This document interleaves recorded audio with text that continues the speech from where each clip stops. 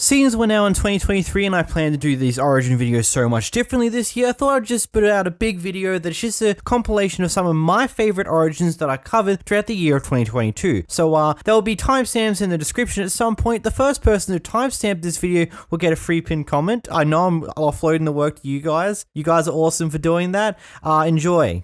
Want to become Spider-Man in Minecraft? Well, now you can by using this custom origin for the Origins mod. The Spider-Man custom origin was created by the user known as A. This requires the 1.18 version of Origins as well as 𝓵𝓷𝓷𝓴𝓼 along with it. Let's get started. So, the Spider-Man Origin is a 3-impact origin. You're a Spider-Man, a menace. You have awesome spider powers, but you're still a menace. Moving into our abilities, we have Enhanced Body. You're stronger, faster, bouncier, more resistance, and have excellent eyesight. Well, except for when you're in water. In essence, this ability gives you Saturation, Jump Boost 3, Speed 3, Strength 4, Resistance 4, and Night Vision permanently. Basically meaning you have the ability to one-shot a majority of passive mobs.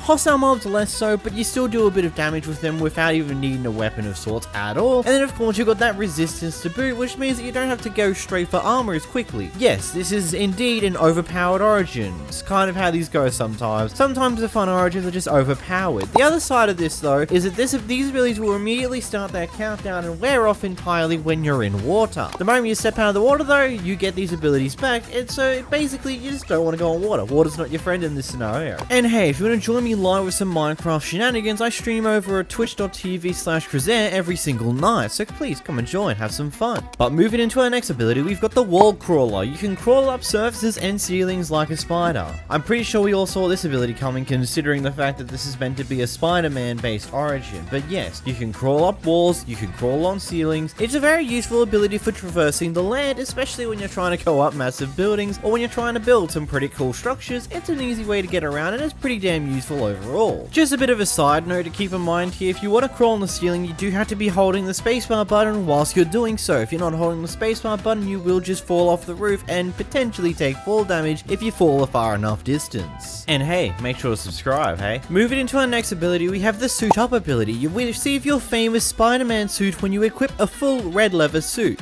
This allows you to sling and shoot your webs. However, if you take too much damage whilst in the suit, it will be destroyed. So first off, let's address the mighty elephant in the room. This is an ability that you actually have to do a bit of survival Minecraft before you can actually unlock, as it does require you to equip a full set of red leather armor. And I do emphasize on the red fact, if you just apply normal leather armor, it will not activate these abilities for you. You will know when you equip the right set of armor, because this is when 𝓵𝓷𝓷𝓴𝓼 kicks in and swaps your skin for an actual Spider-Man skin. This is when your abilities come into play that we'll talk about in a moment. But yeah, this origin, whilst being very overpowered for what it is, it does lock a few of the more powerful abilities behind a few paywalls. Well, survival walls, you have to unlock them. You actually have to grind a bit, because leather is always a pain to get, as well as getting a bit of red dye, so you have to do that grind in order to get the armor. Now, from what I can gather, the amount of damage you need to take in order to lose the actual suit itself is probably enough to require you to die first before you actually would lose the skin. And from what I can also gather, due to your first set of abilities, you have a very high amount of saturation, meaning that it's very, very unlikely that you'll lose enough health to actually die unless you're in water when all those abilities get deactivated. So the likelihood of you losing your suit when you take too much damage is very unlikely, considering how much and how quickly you heal with your extreme saturation levels.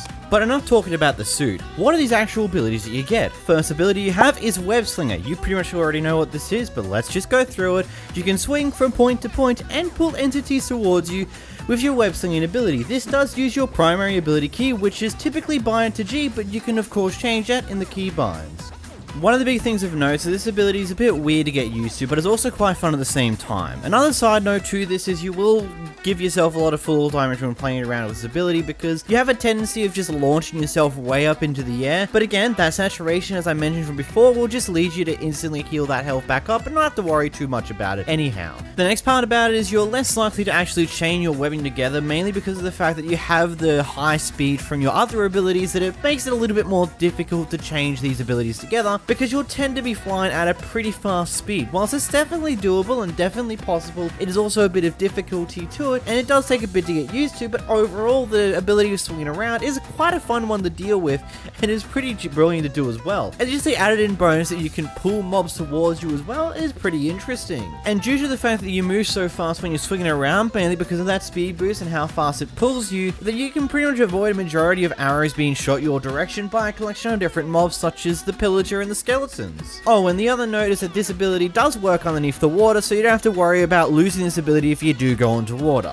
Moving on to your secondary ability that comes along with this suit is your web shooter. You can shoot out cobwebs around you to trap potential enemies. Now I just want to put a side note out of here, this one will probably become one of your most underused abilities overall, as it's not really too helpful in a majority of situations. I mean, it's pretty useful if you want to like trap a creeper or trap a collection of mobs that you don't want to deal with and get an easy to run away, but you already move so fast as it is that this ability is kind of null and void, especially when you can just web and sling away, or pull them towards you and swing away, or just do a monumental different other things to get out of that situation. This might become useful when you're trying to catch other players though, as it does slow them down and impair them, and it could be pretty useful in cases where the other player also has a slightly overpowered origin, as you can slow them down and potentially do some damage or just get out of the way. Overall, the secondary ability is a lot less impactful in comparison to your main. But I know what you're thinking, 𝓵𝓲𝓷𝓴𝓼, there's one ability that's still missing from the key Spider-Man set. His Spidey sense. Well, worry no less, you've still got that ability. You can detect nearby entities through blocks and see invisible and sneaking entities from far away. Basically speaking, whenever anything within the vicinity of you that could potentially be harmful from you, or maybe a mob drop or other things along those lines, gets shifted behind a wall or a block of any forms, it will get this red outline over the top of it. But the moment it's now in your sight and not behind that block anymore, it will no longer have that outline. It's basically actually pretty cool overall. It's not like one of those always visible through the blocks entities like you would see normally with a bunch of other the origins, where they've always got a glowing outline at all times. They will only ever have said outline if they're behind a certain block or two. And it can also be very useful for an example where you accidentally drop an item and you walk away from the location. You can turn back around and you'll see this bright red outline of the item that you dropped, and it will make you realize go back and go collect it. This ability does have one caveat though. If you are not a fan of picking up certain items and you leave the drops on the ground, it will just slowly clutter up your screen if they're behind a wall. So just make sure if you're going to dispose of any items, make sure to throw it into a cactus or into lava so they no longer are rendered in the game at all. And yes, this ability functions when you do not have the suit on. But moving into our next ability, we have the Itsy Bitsy Spider. Just like in the song, you sink faster and drown more in water. Now, English is not exactly great in this part here. You drown more, you just drown quicker. Your bubbles decrease at a far faster rate than the average Minecraft player. You also sink extraordinarily fast, and as we've already established at the start of this video, it also disables your ability effects overall. Again, as I mentioned earlier, it does not affect your web slinging abilities. They all still function perfectly fine whilst you're underwater, but you do lose your mega saturation, your strength, your speed, and all the other beautiful effects that you gain based off of your main ability when you're in water. Overall, I'm not too sure how this disadvantage works logically, as I don't think I remember a Spider-Man movie, at least. I don't read too much of the comics, where he has a huge disadvantage in water. And I do understand the song itself is like, yeah, spiders get screwed in water, and in real life, if you drown a spider, it dies, just like everything else. But there are also other types of spiders that can glide across water, so I guess it's up to your own interpretation of whether this is a good disadvantage or not. Again, at the end of the day, this origin is still very overpowered, because this is the only disadvantage you have, is you got a weakness to water, and it's not like you take damage from water, it's more you just drown a little bit quicker, and you sink as well a lot harder than what a normal Minecraft player does. Either way, we all thought that Technoblade would have some form of wither-based origin. Funny how things changed.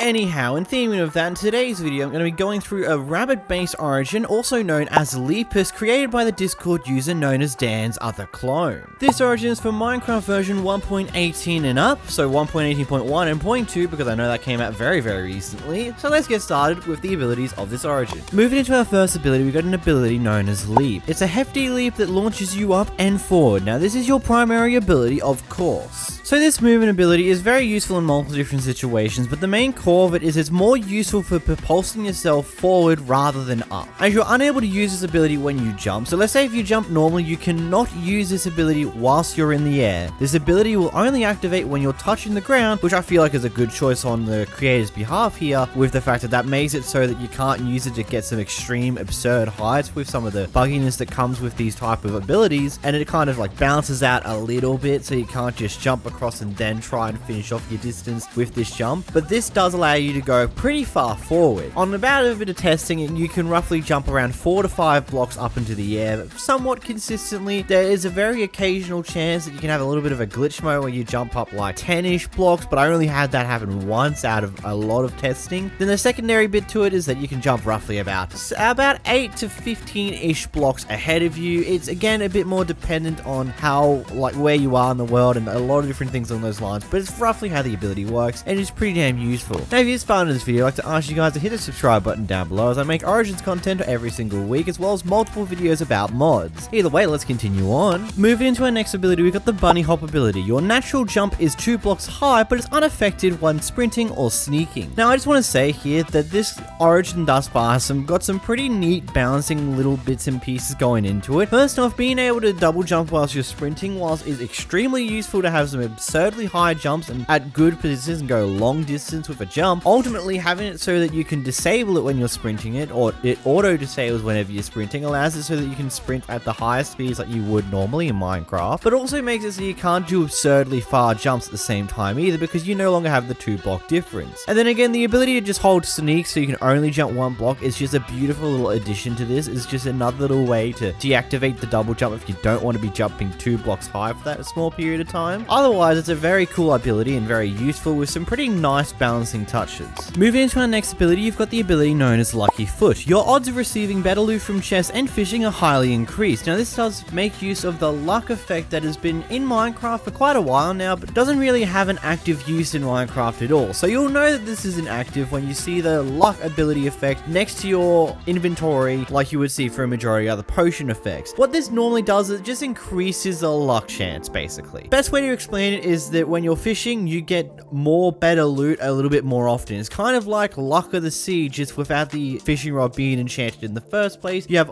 better odds of getting better stuff. And this works in the same vein for getting better stuff from dungeon chests as well, because all those chests are kind of randomly generated the moment you go to open them. So ultimately, it just gives you a little bit of better luck, so you might get some better loot throughout your playthrough, and it makes fishing a little bit more of a thing that you probably should think about, because I mean, I got an enchanted bow within my 3rd catch on fishing with a blank fishing rod, which is pretty good. Moving into our next ability, you've got But At What Cost? You have 7 hearts of health, which just happens to be your lucky number. How fortunate. Yeah, it's as simple as that. You have 7 hearts of health. I mean, do I need to say more? Moving into our next ability, we have Lucky Strike. Melee hits have a 1 out of 7 chance to deal 2 times damage. Now, this is a very useful ability overall, as again, as it says, you have a 1 in 7 chance to actually do double damage to whatever you're hitting with a melee hit. It might be useful to get you out of a sticky situation where you've got, let's say, an Iron Golem really going in on you, or a Ravager, or one of the many other very high health mobs where the double damage will be absolutely useful and stupidly valuable when it happens. But it also might prove a bit more of a thing that you might not like as much, depending if you get yourself into some obscure situations where you want to damage something but not quite kill it, which, and now I'm thinking about it, there really isn't many times you'll do that, but it's kind of like one of those things where the 1 in 7 chance of dealing double damage might become a bit more of a pain in your backside, as you may never actually deal the double damage that you want to deal when you need it, and it might come up when you're just like, oh, okay, that was great, I didn't need this double damage now, but thank you anyway, game. But overall, cool ability nevertheless. Moving into the next ability, you've got Acrobatics. You'll never take fall damage no matter what height you fall from. This is pretty self-explanatory, you don't take fall damage. I mean, it's very useful at the end of the day, especially considering the fact that you can do absurdly high jumps with not only your leap ability, but with the fact that you have a double jump ability as well, so useful nevertheless with your 7 hearts. Moving into our next ability, you've got Energetic. You're considerably faster when you're above 7 full hunger bars. This is just kind of like a nice little speed effect, as you would have noticed by how fast I'm running around when doing any other form of movement. Think from a gathered guess, from like the speed increase, it's roughly a speed of 2 or 3 added on top of your normal Minecraft speed. But again, this is only going to be there when you have 7 full hunger bars. So not only do you have, once you go underneath 3 hunger bars, you're no longer able to sprint. If you're over 7 hunger bars, you also also have an extra speed boost bonus on top of your typical sprinting speed, which overall is very useful. Continuing on, you also have Vegetarian Plus. You cannot eat meat, but all other foods have actually got increased saturation, making it so that once you can't eat meat, it's not really too much of a loss. Like, you still got the really high saturation foods such as your golden carrots and stuff along those lines, and not only do you still have them, they're also boosted a little bit as well. I don't quite tell exactly how much it's been increased by, but they have been increased by a little bit, something that's just notable enough that it doesn't ruin food overall for you in the game. A side note about an earlier ability, the leaping ability, I found a little bit of an exploit that allows you to do a mega jump. Whenever you jump up, the moment you hit the ground is when you want to use your leap ability, as this will allow you to have a far higher long jump in comparison to before. Think of it, you jump once and all, and as you hit the ground, you press the leap ability. It takes a little bit of practice, but once you get to it, you can pretty much do some really big jumps pretty easily. Moving into our next ability, you've got the Forager ability. Breaking grass with hose has a small chance to give carrots or potatoes. And overall, you can see the use of this ability, considering that food is your good way to get saturation, and vegetarian food like carrots and potatoes are super useful to this origin. This ultimately is just an easy way of getting some pretty competent amount of foods. All you need to get to is like a handful of each type, and then you can easily farm it up yourself. So if you, let's say, got a shortage of carrots or shortage of potatoes, you can quickly just go break some grass and get a few handfuls overall. And just so you roughly understand the ratio of how often you get the potato/carrots, so roughly around enough foraging to get around 35 seeds, I got 15 carrots and 9 potatoes. Now, that's not going to be 100% accurate to what you might get, but that's roughly a decent ratio. You get way more higher volume of seeds than you do potatoes and carrots, but you do get a competent amount on alongside with it. Next ability we have here, you have Golden Vision. Eating golden carrots lets you see in the dark for a little while. Very self-explanatory. Whenever you eat a golden carrot, you get around 44 seconds of night vision on you, which is ultimately might be useful, might not be useful, considering that you have to be able to eat you need hunger to eat the golden carrot in the first place. You might not find too many uses for it, but it's there. Moving on to your next abilities, these are both abilities that require crafting. That gives you the ability to do some cool crafting little things. First off, you can make rabbit hide out of leather. You just put in one leather into the actual crafting bench and you will gain 2 rabbit hide out of it, so you can actually naturally craft some for yourself. But the second thing, and the much more cooler thing, is that this actually you can use the rabbit hide to create yourself some bundles. With using 6 rabbit hide and 2 strings, you can create yourself a bundle, which, I don't know, might be useful, might not be useful. I guess it's up to you. If you did enjoy Trap, Scrap, Trap, Burn, Trap, I always come back Trap, and now he's in Mine Trap using the Minecraft Origins mod. Today we have the Scaptrap Origin created by the Discord user known as Mel, who took a moment to put 2 and 2 together to realize it was me asking to use their origin in a video. So hey, you made it into a video. But hey, let's get started with the origin. The Scaptrap Origin is a 3 impact origin for version 1.17 I believe it was, but it works perfectly fine in 1.18. Let's get into the powers. Moving into our first ability, we have Exposed Bone. You attack much slower and mine much slower, but you deal much more damage whilst holding an iron sword in your offhand, aka upgrading your Exposed Bone. Now I want you to hang with me when explaining this one. The basic idea here is that using an iron sword in your offhand will give you a bunch of cool abilities. Now you might be thinking, why would I want to use an iron sword in my offhand? Why not use this as my main weapon? Well, whenever you have an iron sword in your offhand, you'll be given the effect of Strength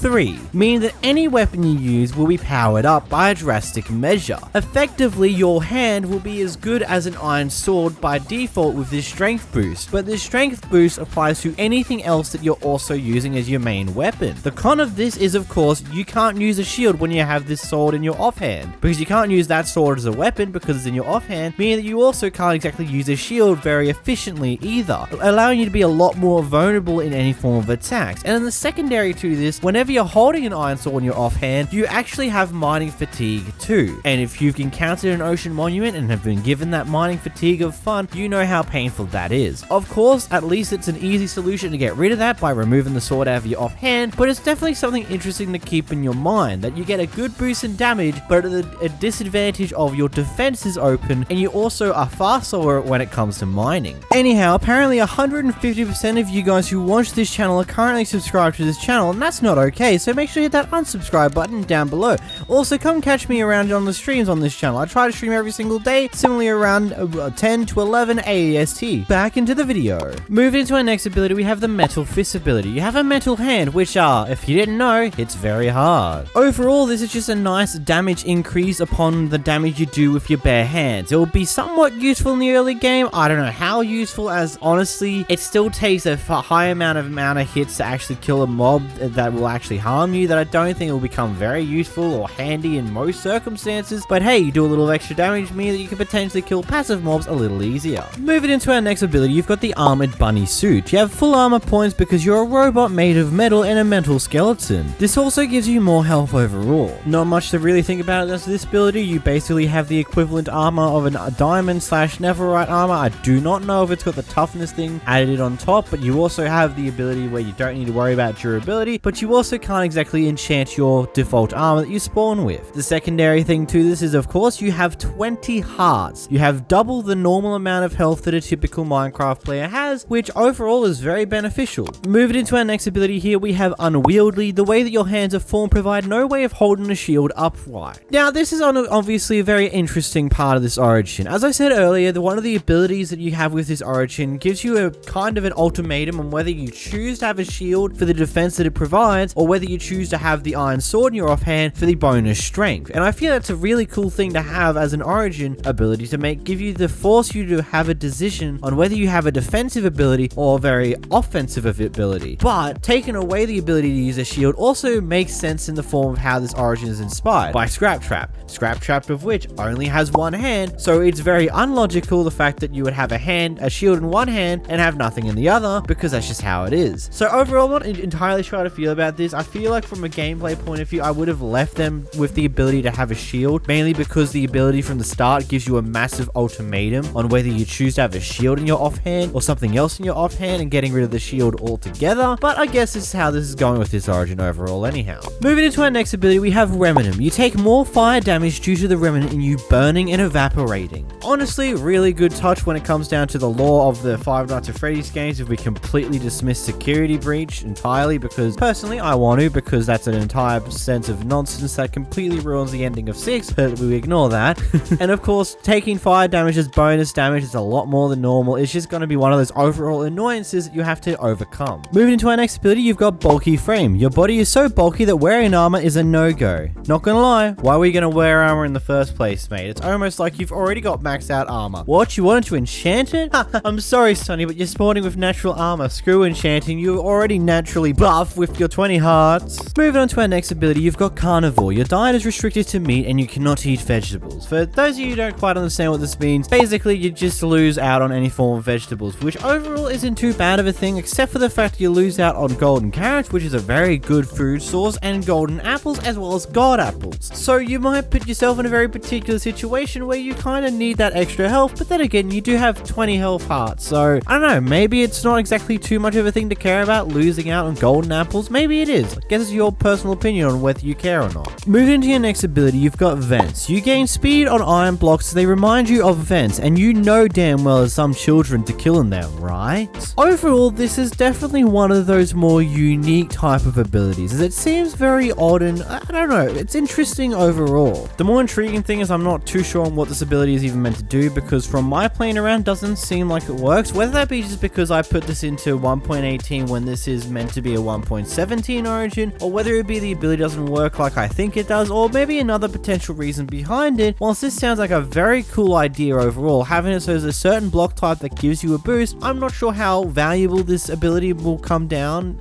in any way, shape, or form. It might just be a nice speed boost. If it depends on how good that speed boost is, on whether it's actually worth trying to get a bunch of iron blocks or not. Moving into the next ability, you've got I Always Come Back. Of course you have more health, as it seems you always come back. Give up already. Now the whole health benefit was mentioned in an earlier ability. It was mentioned within, I think, the whole you have a metal rabbit body and you get extra armor and extra health, but hey, if you haven't got it already, you have 2 health bars overall, meaning that you're super tanky as hell, on top of the fact you have a full set of diamond/netherite armor permanently on. So overall, very useful there. And you know what? Having that extra health and they'll always come back meme, you know what? It kind of matches the whole death thing. You die and respawn. Oh my god, you always seem to come back. Moving moving into your next ability, you have the Strong Arms ability. You're strong enough to break natural stones without using a pickaxe. Now again, this is, whilst very cool in theory, the ability of being able to get some stone without needing an actual wooden pickaxe at all is very cool and very useful. It can be useful getting your first 3 cobblestone for a pickaxe of a stone variety instead of going to a wooden one. In execution, it's not really a great or useful ability to have in most scenarios. It's good to get your 3 cobblestone you need for a pickaxe, but beyond that point, it's entirely useless because you're still mining as slow as you would if you're using your hand anyway. A wooden pickaxe is still going to be faster than mine, so is a stone, so is an iron, and so on and so forth, making this ability one of those ones where it sounds good on paper, but overall isn't particularly useful. One of the things I would probably aim to improve with this mod is maybe give yourself an actual proper ability, as this mod's got no active abilities whatsoever. They're all passive ones, so maybe just add in something like potentially like the ability to do a jump boost type thing to kind of match in with the jump scares or something along those lines to kind of give a boost to how this origin works, as it's really just mediocre. It's a cool idea and some very cool and well executed concepts, but overall there are some things that just feels like this origin is missing a lot of content to this one. Either way, you're chained with mutant superpowers in Minecraft. This origin spawns you in the Nether and you cannot leave it via a normal Nether portal. This origin is created by Silent and you can download from the Origins Discord server linked below. Let's begin. So getting started, we have Hellbound. You've been banished to the Nether for your crimes. You spawn in the Nether and you cannot enter Nether portals. You can only temporarily leave the Nether via astral projection. So yes, you're not permanently stuck in the Nether, but it's nowhere near what you can do with typical Minecraft. Instead, you have the ability to leave for a short amount of time based upon a certain thing that we'll go over very soon. This is the next key part of this origin, soul harvesting. You can kill mobs for a chance to absorb their soul, and the amount of soul energy you get per kill is random and dependent on their presumed sentience. And what you will find out in just a brief moment, astral projection allows you to go into soul form, gaining all of its benefits, but this requires souls, and the souls will drain during this form. If you run out of souls, you will be automatically demanifest and go back to your body, whilst projecting your body becomes a portal to your soul's position that other non-hole chained mobs can enter. Okay, that's a massive mouthful all at once in that huge selection in there. Let's go over it, break it down a little. So starting off, you have the ability to collect souls. As it says, you can collect souls from mobs, and the amount of energy you gain per mob is very dependent on on what the mob is, basically. It says the amount of sentience the mob has, but the very easy way to think about it is like whether it's something that will whether it's an easy or difficult mob to deal with overall. The far more harder and more difficult ones will more often than not randomly give you a little bit more than what, let's say, a pig or a cow will, because they won't go after you. It's an easy kill. Going into the deeper details of the actual soul juice, it has a 30% chance for the mob to actually drop any form of soul juice for you. The amount it drops is based upon the mob, but it's also mostly arbitrary, so a lower level mob might give you a decent amount of soul juice anyhow. This ability does require a whitelist of mobs, so there might be a few mobs in the normal Minecraft that potentially may have been missed by the creator. Just say it in the comments down below if you don't ever get any soul from certain ones. But this also means that mobs from other forms of mods are potentially not going to be supported by this origin whatsoever. Overall, the 30% chance of gaining soul juice I feel like is a pretty fair and balanced thing, mainly because this origin is more reliant on the fact that you can't leave the Nether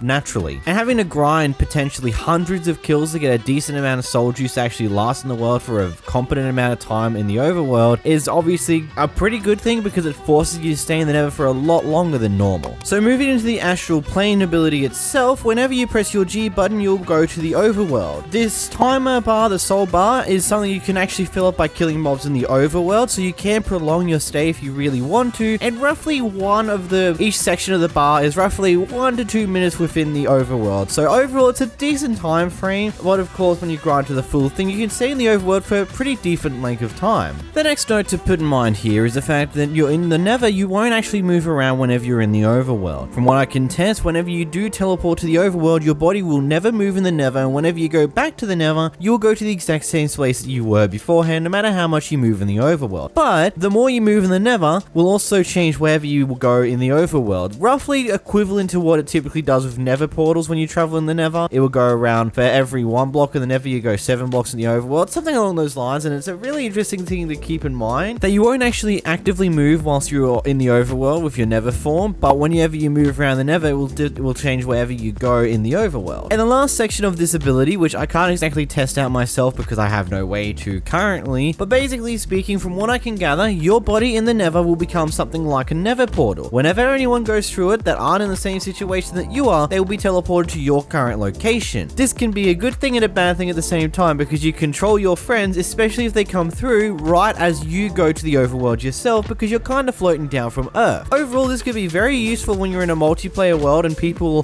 forgot where their portals were and they need a quick way back to the overworld, and you can just go, hey, come with me. So that can be very useful in most regards. The rest of the abilities for this origin are separated based upon what form you are, whether you're on your form in the Nether or the soul form. I'll specify at the start of them, which this section is going to be all your chain formed abilities. Starting off with heavy acrobatics, you're immune to fall damage, and falling from high distances unleash an AoE attack. Probably the first and the biggest thing to note right off the bat with this ability, this AoE attack will not one-shot zombified piglins, and they will come and start attacking you almost immediately afterwards. But this does have a massive knockback effect, so it might knock them flying off the island you're currently on, saving you from having to deal with them. Big notice aside, this ability activates whenever you fall roughly around 6 to 7 blocks from the sky. So this means that it won't easily activate off of a small type of jump. You do actually have to build up to a 6-7 block height before you take your leap and potentially do some extra damage. But again, as I said, this does not insta-kill most mobs, and zombified piglin will immediately become angry towards you, so that could potentially cause a lot of problems. Moving into your next ability, you've got fire tolerance. Your skin is tolerant to extreme heat and you take 50% less fire related damage. Yeah, that's right, you're not immune to any form of fire damage whilst you're in the Nether. You just take less of it, because you can't make things a little too easy in the Nether. You can give some benefits to being in the Nether, but you can't remove the fire aspect of it entirely. Moving on to a more interesting ability, we've got the dark green thumb. You can sneak plus use the use button on a mushroom in its optimal habitat to bone meal it at the cost of some of your exhaustion. Basically speaking, you have the ability to bone meal mushrooms. All you need to do is hold down the shift button and right click on them to bone meal them. It doesn't work with any of the warped fungus that you can use to grow the trees in the Nether. It only works with your red or brown mushrooms. So I don't know exactly how useful that will be, especially when you're in the Nether. Moving into our next ability, you've got refined senses. You can see nearby mobs and projectiles through walls. Overall, you just get given the glow effect on things that are nearby you that are on the other side of a wall or on the other side of a block. Could be useful, might not be so useful at times as well. You do get to see any form of arrows that are sitting inside of a lava pool, so that could be useful, but overall that's all it is. Now we move on to the abilities of the soul variant of this origin. Starting off with Crying Purple. When near Crying Obsidian, you'll lose souls much faster, get negative effects, and have a purple overlay. Overall, the soul drain is not too noticeable of a increase in how much it decreases, but you do get blindness, mining fatigue, and weakness whenever you're too close to Crying Obsidian for too long of a period of time. So basically, I wouldn't be near it. It's not really a great idea. Moving on to your next ability, you've got Fragile Form. Your form is unstable and weak, and you have a less health as a result. Basically, you have 7 hearts instead of the normal 10. You have less health to play with, so be very careful when you're in the overworld because you're more liable to die. Moving into your next ability, Environmental Immunity. Due to your incorporeal form, you're immune to most types of environmental damage. In layman's terms, you're immune to any form of lava, fire damage, cactus damage, any form of dripstone damage, and things along those lines. Those are environmental based damage that will not affect you no more. Moving into our next ability, you've got Floaty Form. You jump much higher, fall much slower, and get knocked back further. So first off, you can jump up to 5 blocks into the air with this awesome jump boost. You will float back down to the ground with slow falling, and you can also hold the shift button in order to fall faster, but you won't take fall damage from this either, which is overall super useful, but with the caveat on the fact that explosions and any form of knockback will throw you far further back than normal. And when I say far further back, it's a fair distance, and it can be annoying if you're not really aware of it at times. Moving on, we have Contingency Plan. You can sacrifice your absorbed souls to save your life while you're in your soul form, and then though you would normally be able to die without them, you'll just simply go back to your body if this happens. Essentially speaking, you'll burn through your soul's juice a little bit quicker if you go to die. When you go to die, instead of just dying normally, you'll burn a bit more soul to actually, well, stay alive for a little bit longer, to refill your health back to full. It's roughly around like a 𝓵𝓲𝓷𝓴𝓼 section of your souls to heal yourself back up to full, and then when you die entirely, when you have no more soul juice, you'll just teleport back to your actual body in the Nether with only a single heart remaining. So if you're in a spot where, let's say, a piglin will come out and murder you, it might be a bit of a sticky situation there. Now, no origins are perfect. There's always going to be some issues that come with it, but I want to talk about what this one has. And probably by far the biggest issue that this origin has is the sheer amount of lag that comes with the soul form. Whenever I was in the Nether, I was able to play around with this origin no problems with shaders on,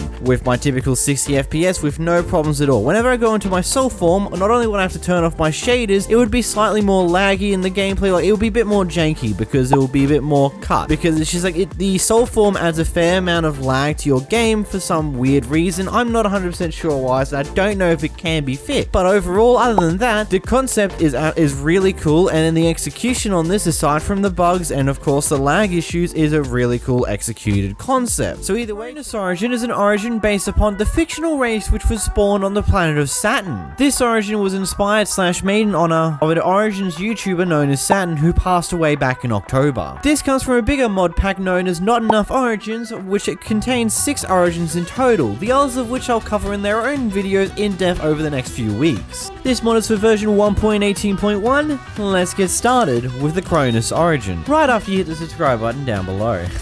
Moving into our first ability, we got the ability known as Falling Stars. You are able to drop falling stars on the enemy, causing an explosion and doing damage to any entities around it. This power will only hurt hostile mobs. So this is an ability that will activate whenever you hit a mob, which automatically means that the back end of the actual ability description, where it only hurts hostile mobs, is kind of incorrect, because it still hurts passive mobs. It just requires you to hit them, because that's how the ability gets activated. Hitting a normal passive mob, they will still take the same amount of damage as any other normal mob would if you hit them when you have this ability at full recharge. The recharge and / cooldown to this ability between hits, when you can actually get this ability to actually proc off, is around 15 seconds, which overall is a pretty nice cooldown time. It's not too long, but it's not too short that it could be considered overpowered. Then it also has the other piece to it, where if you are underneath something, the ability has a less effectiveness to it, mainly because, well, it comes from the sky, it comes from above you. Don't know precisely how many blocks above you, so you might be able to go into big caves and it works perfectly fine, but basically speaking, if you're underneath something, there is a chance that this actual falling star ability doesn't work as well. Moving into our next ability, you have the Constellation Sight ability. Every entity around you in a 30 block radius will glow in your perspective for a few seconds. So this ability is key to your primary key. So your primary key is typically bind to G by default, but you can always change it in the settings. Whenever you press G, it will activate the ability, which will give a glow around all mobs in a vicinity of 30 blocks for 30 seconds, which is kind of a bit misleading on the actual description saying a few seconds, because 30 seconds is not a few seconds, but I digress on that little bit of a point there. The actual cooldown of this ability itself is a total of 1 minute and 30 seconds. The first 30 seconds is of course whilst the ability is currently active, and the remaining minute on the timer will be after the ability finally wears out. Overall, could be very useful when you're trying to find mobs that are on the ground. For example, when you're hearing a zombie or some skeletons in the caving underground, you can actually spot where they potentially might be, or maybe you're in a situation where you can't sleep in your bed, but you can't find the mobs that are around you. For the life of you, this might help you find them easier. But moving on into our next ability, you've got Sunlight Reflection. You reflect the sunlight off of your upper atmospheric clouds, causing you to shine whenever you're exposed to sunlight. So basically, this is an ability that functions throughout the day and throughout the day only, but it also only ever works when you've got nothing above your head. So whenever you're outside of any form of covering, you will just glow. You'll have a nice orange glow around you. Now, overall, this is just a fun little oddity to add to your character, but if you're inside of, let's say, a PvP situation in a multiplayer server, it does make it easier for other people to come and find you because you are glowing, and it makes you stand out a lot more on a map rather than just not glowing whatsoever. Moving into our other sun-related ability, we have Solar Habitation. This is a negative ability. Due to you living on Saturn, the 7th planet from the sun, you got almost no sunlight, and you get a little weird when reacting to sun for too long. Overall, this just adds in a collection of weird debuffs that do come allow when you sit around the sun for roughly around 30 seconds. Basically, the best way to tell whether you're going to trigger these abilities or not is by watching the yellow bar that appears up above your hotbar. This goes up slowly bit by bit when you're out in the sun, and it goes down just as quickly when you're outside of the sun. When you go undercover, you'll see it drop as quickly as it tends to rise. Whenever it gets to a full maximum ability, you will get a massive amount of nausea. Not just a low amount where it's a little bit of a shaky,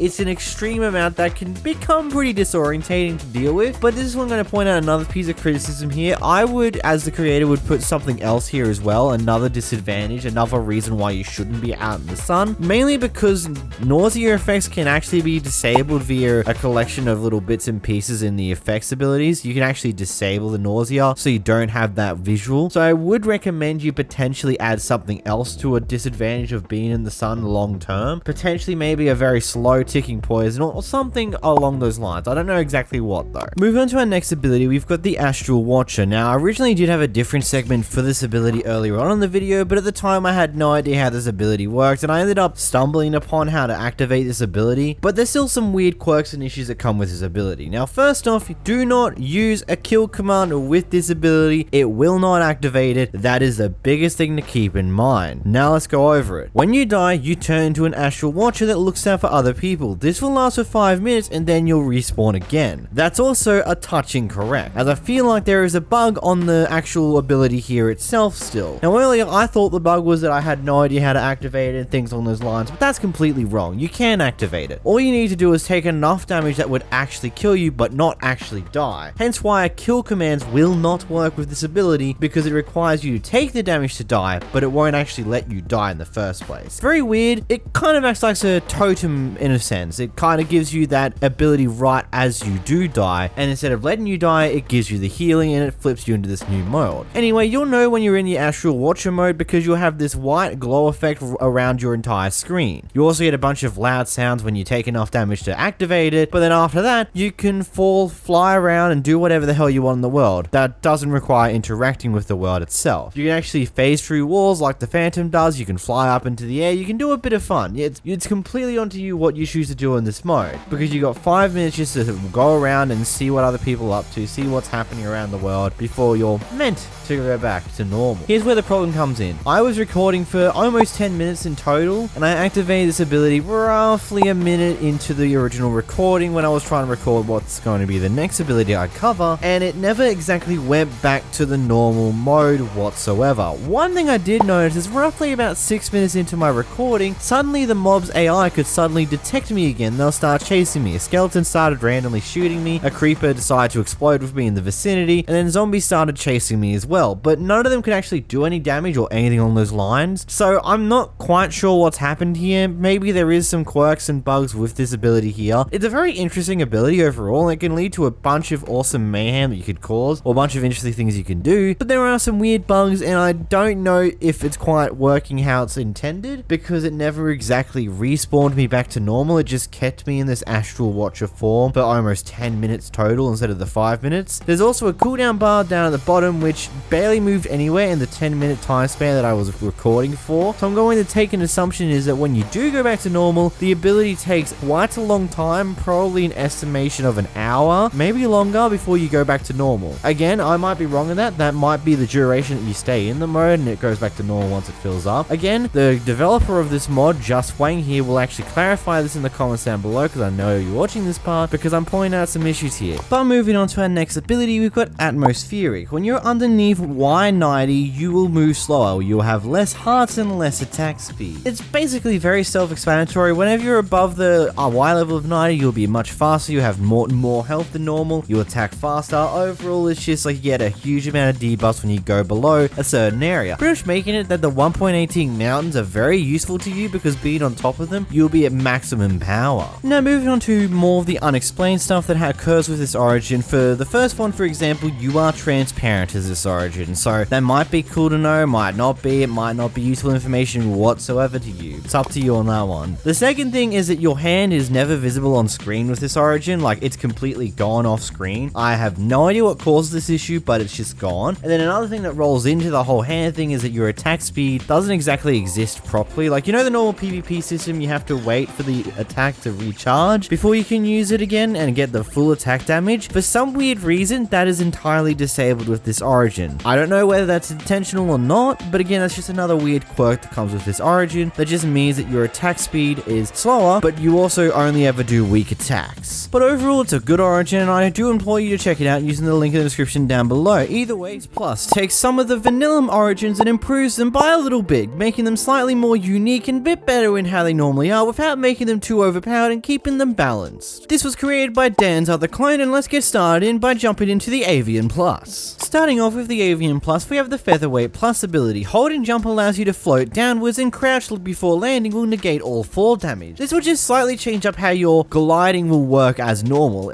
With the normal Avian, whenever you do go into the air, you'll have slow falling active unless you press the crouch button. This time around, the slow falling will only be active whenever you're holding the spacebar after your jump, meaning that you don't need to actually press a button to deactivate. All you need to do is just hold the button you were just holding in order for it to stay active. And when you press crouch, you will fall slightly quicker than normal as well, and land on your feet without taking any form of fall damage. Moving into our first new modification, we have the Like Air. Modifiers that apply to your walking speed also apply whenever you're airborne. This is just a small change that just makes it so that all the modifiers that apply to to your typical walking speed will also be applied to you whenever you're airborne, making it so you still move at the same pace as if you were still walking on land. Moving into your next ability, you've got the Wet Feathers ability. Your feathers get matted together after being in the rain/water, limiting your movement speed until you dry out. This ability adds a very simple modification towards how your player will react whenever you hit water. Whenever you hit water, whether it be rain or whether it just be water in the ocean, you'll have a ticking slowness buff that will tick up every second that you're stuck in the water for. Meaning the longer you stay in the water, the longer you have to wait on land before you can go back to your normal speed again. This is only a slowness 1, so it's not too hampering overall, but it's still something that's noticeable in the first place. Moving on to another ability, we've got the Fresh Air Plus. Your bed has to be at sea level, Y63 or higher, and needs to be exposed to the sky. Now, originally, the original version of the Avian does have this ability, kind of. It doesn't have the necessity of being exposed to the sky, but it had the necessity of being at a certain height. Again, it doesn't really change much, it just means that you can't build a roof over the top of your bed, and your bed has to be out in the open, at least when as far as the roof's concerned, for you to be able to sleep on it. Moving on to our next ability, we've got 𝓵𝓲𝓷𝓴𝓼. You can eat seeds, though they aren't too filling, and that is basically as simple as that one. It just adds a nice additional food source that you can use. It means that if you're unable to get normal vegetables in the early game because the Avian's still a vegetarian, there are seeds that you can cut your hunger with. Now, they're about as efficient as cookies, which is okay because you can get a vast quantity of seeds very easily by just smashing grass on the grass, but overall it's just an added little bonus that you can use as well. All the other abilities of the Avian are kept the same, as well as you can still use the original Avian if you want to. Moving on though, we have the Feline Plus Origin. The first of the new abilities is we have Weak Arms Plus. Unless affected by resistance, mining speed is greatly decreased when breaking natural stone adjacent to 3 or more other natural stones. Essentially, it's still roughly the same as what it was when it was in the normal Feline Origin, aside from the little addition that you can actually knock off this effect by having resistance on you, which isn't exactly useful for a majority of the game unless you can get yourself a Turtle Master Potion, but it will become extremely handy whenever you want to do massive mining sessions with a haste beacon, because then you can have a resistance as well on that beacon if you really want to, but you will have to sacrifice a level of haste to do that. But overall, it's cool to know that this ability still has some way to turn it off when it comes to mining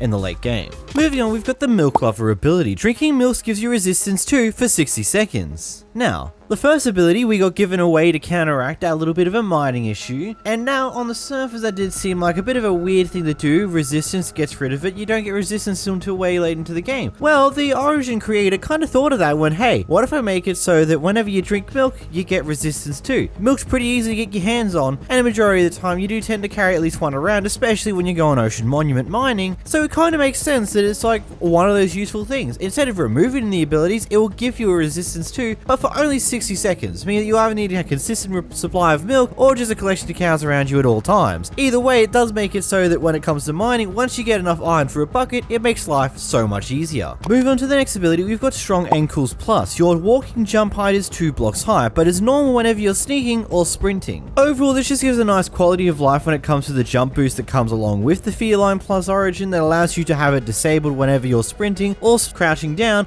allowing you to not have to worry about the nonsense of the jump boost when you're trying to not actually use it, which overall is always a nice idea that gets added in with these type of things. Personally speaking, I wish more Origins actually did this type of thing with their jump boost ability, but beggars can't be choosers. Moving to the next Origin of this pack, we have the 𝓵𝓲𝓷𝓴𝓼 Plus, which is basically normal 𝓵𝓲𝓷𝓴𝓼 with a collection of extra abilities, with only one improved ability this time round. Starting off with Fiery Blows, all physical attacks are fire-based. Now this is one of the weird little complications that you want to think about here. All attacks you do via your hand, swords, or any form of physical weapons, pretty much any attacks done aside from a thrown trident or any form of projectile of any sorts will give some form of fire damage to the mob, but it will not leave any form of lingering burns, meaning that there is no fire damage tick that they'll actually take. All it will essentially do is do a little bit of extra damage to the mob itself, as well as cook any form of food that the mob may potentially drop, such as cooked mutton or cooked beef or cooked pork, as well as other things along those lines. Moving on to our next ability, we've got Burning Wrath Plus. When on fire, it channels the flames into your next attack, dealing more damage. Now, people who understand what the 𝓵𝓲𝓷𝓴𝓼 Origin does may think, wait, hold on, doesn't Burning Wrath do this normally? It does additional damage, whilst this Burning Wrath does 50% extra damage when you're on fire. And one of the big things that comes along with it is it doesn't only apply to your physical attacks, it also applies to any form of projectile attack, doubling the damage of all forms of attacks that you do whilst you're currently on fire or whilst you're sitting in lava. Of course, any form of physical attacks will also implement the whole fire attacks as well on top of it, doing a little bit of extra damage on top of your extra damage you already get, but overall a very useful ability that also increases the damage of everything that you do by 50%. Moving on to our next ability, we've got the hover ability. Holding the jump button allows you to float around. Now, this is ultimately a very useful ability that allows you to float around for roughly around 30 to 60 seconds before the bar falls down flat, but one of the biggest things to keep in mind, when this bar does run out and you fall to the ground, you will take fall damage. So make sure whenever you see your bar starting to get low, you can leave a little bit there to let yourself fall all the way down, but quickly press spacebar right as you're meant to hit the ground so you can negate all your forms of fall damage. Now, one of the more interesting things that comes with any of these type of abilities is 9 times out of 10 these use levitation effects, and now this one also does the same thing, but you can never really tell that it's exactly doing that, because whenever you press the pause button to see if it is using levitation, the actual levitation effect is removed from you entirely. So one way to test this out on how useful this ability can be is by letting yourself get hit by a couple of shulkers, because for some abilities,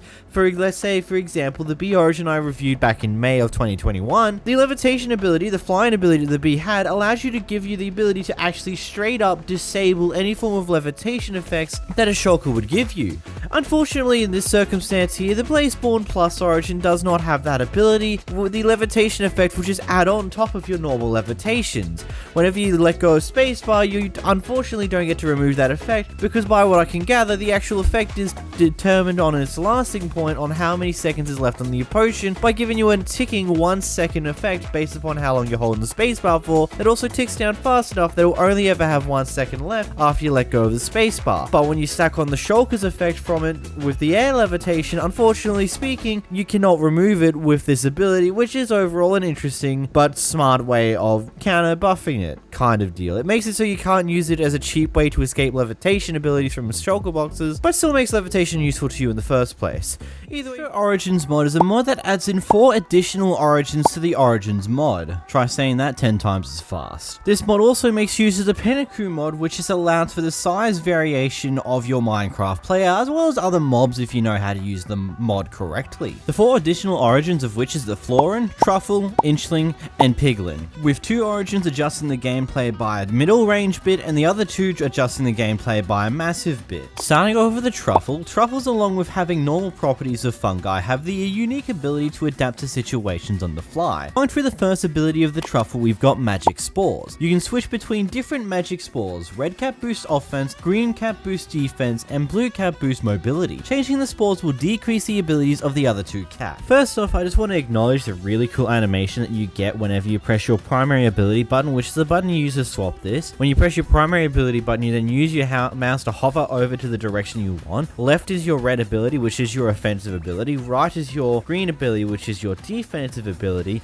And going upwards is your blue ability, which is your mobility ability. Basically, whenever you get your offensive ability, basically you can do roughly around double damage overall. When it comes down to your defensive ability, you take about half the amount of damage you usually would too, as well as when you're in your speed ability, you are a lot faster, as well as you can do like jump 2/jump 3 at the same time. Overall, really cool ability. Moving into our next ability, we've got Infestation. Sneak using on a soil block with an empty hand will turn into mycelium at the cost of some food. Okay, I just want to clarify, the exact way I just said the description is literally how it's put into the actual origin itself on this mod. So funny piece of grammar error. But weird grammar issues aside, basically speaking, whenever you're holding down your shift button, if you right click on a piece of dirt that has no form of grass on top of it, actually I think it might work with grass on top of it as well, it will put mycelium on top instead. Big bit of issue though, it will consume a crap ton of your hunger. About 4 blocks will literally consume your entire hunger bar, so be very aware of that one as an issue. The next ability we have is Rooted. You gain buffs based on the spore you have active when you're standing on mycelium. Red cap increases attack speed, green cap grants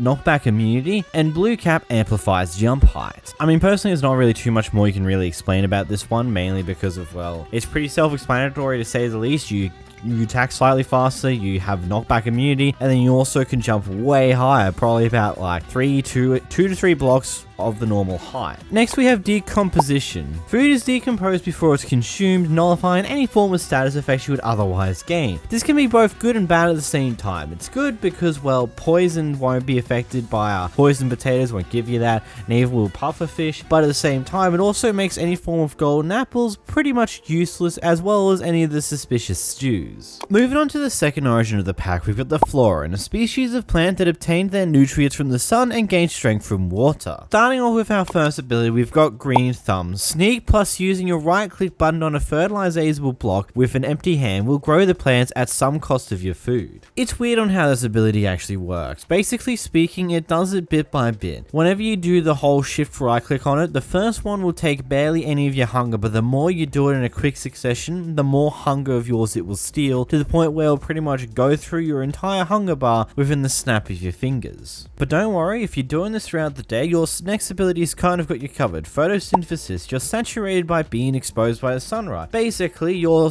hunger bar will slowly go up whilst you're in the sun. Pretty much mean that you can use your bone meal ability pretty effectively, very highly often, in a very quick succession amount of time. That probably made absolutely no sense, but you get what I mean, right? Moving on to your next ability, you've got Absorbing. You deal 2 more damage whilst you're wet. Effectively, it's really only that 2 damage increase, but it's ultimately enough to make a difference between critical hits of a fist whilst you're on land to not so much critical hits whilst you're in water. Because whilst you're in water, you can't exactly do critical hits as easily, but the damage bonus you get whilst being wet will overcome the difference between critical punches and not critical punches. Ultimately, the ability is pretty useful in the early game when you're trying to deal with mobs, especially when you're around water, but as you go into the late game, it kind of does fall out because critical damage from Netherite gear tends to outweigh the 2 bonus damage you get from being in water. Next we have Flammable. You take twice as much damage from fire, and I just want to say this right off the bat, this ability normally just means that lava's pretty much going to kill you immediately when you touch it. You're not going to be able to live out of it unless you so happen to have a bucket of water in your hand directly that you can use immediately, otherwise you're doomed. This ability does not fall off and will be a continuous pain in your backside over time. The next ability we have is the 𝓽𝓱𝓲𝓷𝓰𝓼 ability, which means you can only consume honey bottles. Really, at the end of the day with this origin, I don't think what food you can consume really matters too much, because whenever you're outside in the sun, you'll be gaining hunger in the first place. So really the only issues will come in whenever it's nighttime. Other than that, you won't really have too much of a food problem overall. It just kind of sucks to lose out on the golden apple abilities. Next we have the Inchling Origin, a subspecies of humans that are incredibly small. They utilize their size to hide from enemies and navigate small spaces. Starting off with the first yet major ability is the bite-sized ability. You are 4 times smaller than the regular person, you have 5 less hearts, 0.5% more attack speed, but 0.25 less attack range, and 1 less build range. Basically, you attack faster than the usual Minecraft player, but you have a slightly smaller range than a usual Minecraft player, as well as building is going to be a little less fun because you can't reach as high, and then of course the added little thing that you're only half a block tall, which is both good and bad at the same time. It means you can get into some pretty interesting spaces, but it also means that you can't exactly jump up blocks too easily. But next we have the Nimble ability. You're immune to thorns and velocity based damage. You're also not slowed down at all by blocks such as sweetberry bushes or cobwebs, and then you can also walk on powdered snow. In the most simple sense of it all, you pretty much get to avoid all the annoying little inconveniences in the Minecraft world, whether it be a little bit of extra damage, fall damage, kinetic damage based on elytra, any form of slowdown blocks, and etc, etc. Overall, just a nice quality of life ability. Next, you have Small Appetite. You exhaust much slower than others, thus requiring you to eat less overall. Again, just another useful convenience ability that just makes it so that because you're smaller, you don't need to eat as much. Food's not going to be as much as an issue as normal, and it basically just allows you to have a wee bit more fun. And to add on top of it, there's never any easy way to actually demonstrate this ability. Moved on to the next ability, we've got the Climbing ability. You're able to climb up any kind of wall, not just ladders. Practically, you treat the world as if it's your ladder. You can't jump high enough to get over any form of block, so instead you choose to climb up said block. Then we have the Jockey ability, where you have the ability to ride on top of other players. Overall, it's just a nice little added thing there. If you're, let's say, your friend's in Elytra, it's going to be a cool way for you to get around pretty easily, etc, etc. Just something cool to have on top of it. Next up, we have the Piglin Origin. Natures of the Nether, Piglins are very fond of gold and are experts at using it. Starting off with our first ability, we've got All That Glitter. glitters. Golden tools deal extra damage and golden armor has additional protection. Golden equipment also lasts much longer, but non-golden and non-netherite equipment breaks faster than usual. Netherite armor also gives a small speed boost. Just to give a basic understanding of how drastic of a boost that you get with your golden tools, a golden pickaxe, bog standard, no enchantments whatsoever, will be able to mine around 576 different blocks before it actually breaks, instead of the regular 32 blocks that it would normally be able to take by default. And if you add Unbreaking 3 to that one, it pretty much gives you durability of an absolute crazy scale that rivals a typical diamond pickaxe. And you've also got to remember the turn of this ability is it also gives a massive debuff to anything that isn't gold or netherite as well, pretty much making it so that a golden tool set is actually going to be somewhat useful to you more so than normal. And your next ability is Piglin Neutrality. Piglins will not attack you unless provoked, but brutes will still attack on sight. Unfortunately, brutes didn't quite get the memo that you're also a piglin, so they will attack you still, but overall it's just a nice thing to have that normal piglins won't be attacking you unless you attack them first. Your next ability is the Crossbow Master. You deal 75% more damage with crossbows. I'm pretty sure everybody would understand this situation. Crossbows will become your favored weapon, mainly because you deal almost double the amount of damage the average player would ever actually do with a crossbow. Next we have Nether Inhabitant. Your natural spawn will be in the Nether. Nothing more to really say on that one, as you just spawn in the Nether. Pretty easy to know. Next we have Homesick. When outside of the Nether, you zombify, becoming undead and immune to fire, but also slower at the same time. Then also another effect that you'll see on players with the Piglin Origin is when they're in the overworld, they'll also be very shaky. Next we have Carnivore. Your diet is restricted to meat and you cannot eat vegetables whatsoever. Overall, not too great of a downside. It's not going to be game ending. It just pretty much gets rid of most vegetables, which a majority of it isn't exactly great saturation food aside from golden carrots. It also removes golden apples from your palette of special things you can eat, but again, you can always replace them with potions. Next we have Flabby. You have 2 less hearts than the health of humans. Again, pretty self-explanatory, don't need to know more about that one really. And then we have Soul Spooked. You're afraid of Soulfire, becoming weak whenever near it. Basically, if you're within around 9 blocks of Soulfire, you'll have weakness 3 applied to you automatically. Once you get out of that 9 block range, you'll go back to normal, but again, just pretty much avoid Soul of Sand Valleys as there's fire all around that area, and you'll just have an indefinite 3 weakness at all the times. Either way, if you wanted to jump dimensions extraordinarily quickly without having to make up those annoying portals or find the end portal to jump into those dimensions, here's the Warper Origin, a dimensional jumping warp network origin.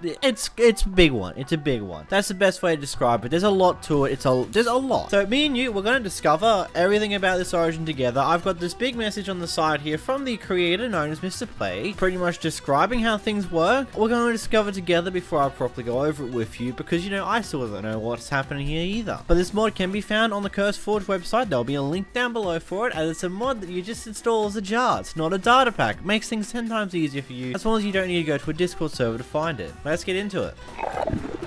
First thing of note, we've got a bunch of new sound effects, which is pretty interesting. It's like just right off the bat. Good old... What the hell did I just discover? Oh! Oh, I see. Okay, then if I sprint and then... Oh! Okay, so what ability would this one be? So, Relentless, you can move in ways that others would consider unnatural, hold crouch while sprinting to slide, and jump while adjacent to a wall and you can leap off it. You cannot slide or wall jump while starving. Pretty self-explanatory. It's like, have you ever... Okay, for those people who've played first-person shooters like Call of Duty in recent years, actually that'd be a bad question. How about Apex Legends? With the whole mechanic of you can crouch to slide when you're running. That's so weird. It's not really that big, but that's interesting. Hold on. That could be an interesting skill combo though.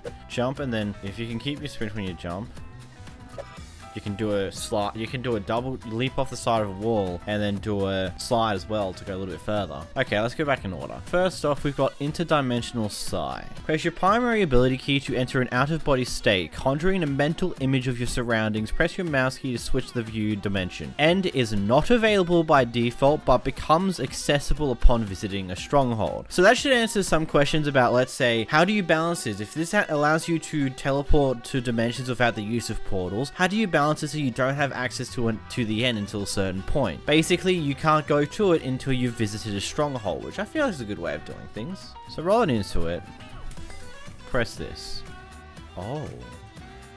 Oh, this is good. Okay, so one of the big issues with the older versions of Warper is you would not know where the hell you're going. You'd randomly like go in and then you would be stuck in whatever spot you're in. Does this mean blocks? So you can just look in. That's cool. So your primary ability just allows you to look into a different dimension. There's a stronghold. Hold on, if I go to creative mode now, can I visit Overworld? Never. End. And now that I've done that, I can visit the end. Let's go back to spawn. Beautiful sound effects. By the way, like, the sound effects behind, like, the sound effects that Mr. Play creates for all of his origins have always been amazing. Like, with Flincher had some really smart uses of sounds. Like, I think at least with other ones, he was using some of the default sounds you can find in Minecraft, but I believe in this one, because it's a jar file, these are actually custom sounds that he created, I think. Might be wrong. He'll probably correct me in the comments. Alright, okay, what's next? Warp network, activate your ability with your secondary power. Press your secondary ability key to toggle a warp network. When enabled, enter dimensional sight and press the hotbar keys 1 to 6 to set up warp point. Exit dimensional influence and press the hotbar keys 1 to 6 to teleport to your warp points. Warp points have a range of 900 blocks and raise themselves when you close your climb. That's interesting. So secondary ability. Warp network available, then you do this, and then you go to Never. Warp point 1 set, doing the end. Let's do warp point 2 here. Yeah. Let's exit. So now we press warp point 1. Now we're in the Never. But we're in the middle of blocks. Okay, so that makes a lot of sense. Dots here references blocks. So you can tell if you're inside of a block or not. Or if your dimensional sight's going to lead you to be inside of a block or not. Question is, how the hell do I get back out of not being in a block? Secondary, do that. Then we roam to about here. And we put 1 here. Warp point 1 set. So this is warp point 1. Let's go to warp point 2, which I think will take us to the end. And will drop us into the Ender Dragon. Nice, we're in the end now. So let's hit warp point 1 then, and we should go back to the Nether in that same spot. Yeah, that's cool. That's legitimately really cool of an ability. Like, just instead of, okay, so just for a brief explainer, last time with this origin, it would have it so whenever you press your primary key ability, you would swap dimensions. You would press it again, you swap to the Nether, then you swap to the end, then you swap back to the overworld. And you'd be put roughly in the estimated spot of that's in the other dimension, meaning that sometimes you'd be put in the middle of walls in the Nether, or you'd be dropped into nothing on the end. This new variant of it allows you to actually see what's around you, allows you to adjust your position so that you can actually teleport to Bear's spot, as well as you giving you the ability to actually make multiple different points. Oh, hold on. What ability is that, Drifter? You do not belong to a single dimension, causing your natural spawn point to randomly switch between the ones that you have access to. Damn, that's interesting. So what, if I kill myself again, I'm now in the end. That's interesting.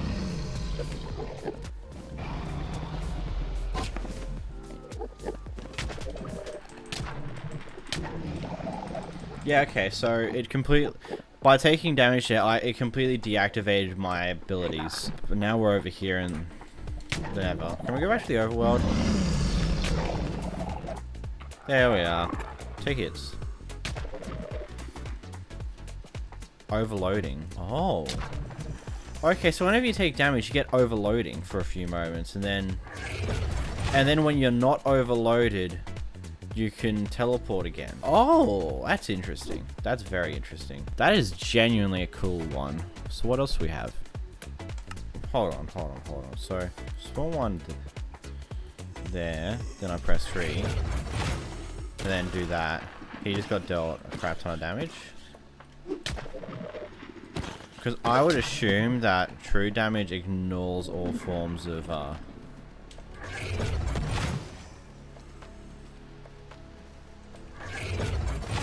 That's cool though.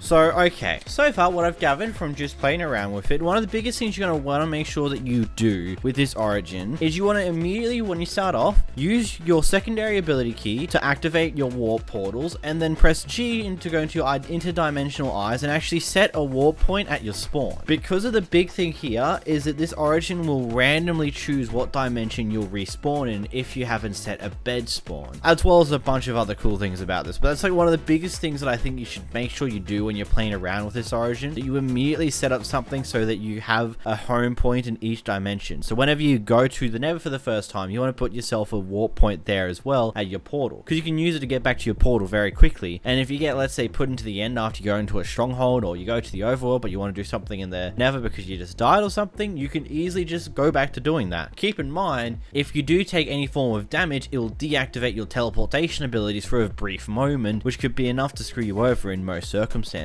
Adaptive. Your body evolves to fit your current dimension. Staying in the overworld increases walking and swimming speeds, but increases your hunger drain and fire damage. Staying in the Nether increases your mining speed and fire resistance, but increases damage taken, making water damaging, and restricts your diet to meat. Staying in the End increases attack damage and fall resistance, but reduces mining speed, makes both fire and water more harmful, and limits your diet to plants.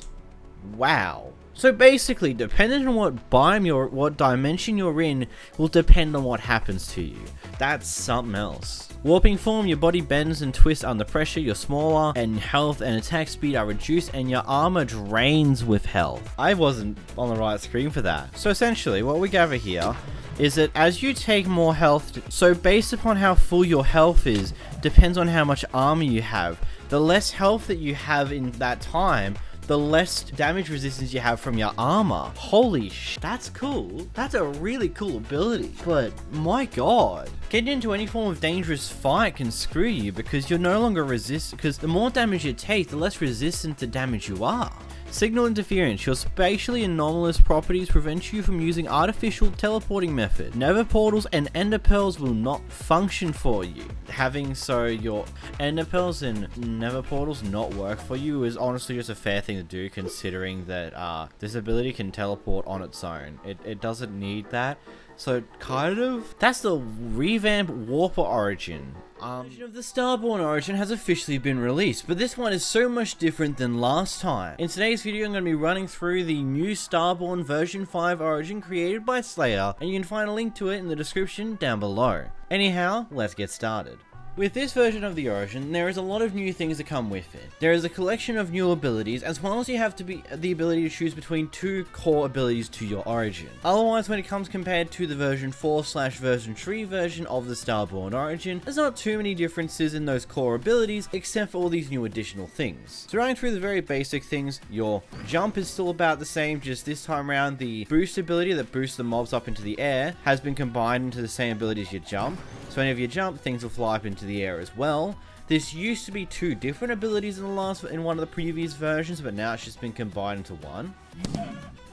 The next ability that seems roughly the same is again your ability to shoot a little firework bolt that does some damage. This is key to your secondary ability key, and it still does about as much damage as it did before, doing a bit of explosive. First big changes to come about with this Origin though, out of the core stuff, is that you'll no longer explode when you die, meaning that you won't have to worry about accidentally destroying everyone's stuff around you, as well as destroying your own stuff because of how the mechanic worked. Basically, the mechanic worked by spawning a supercharged creeper on your body that would immediately explode after you died. That's been removed. So let's get our first ability.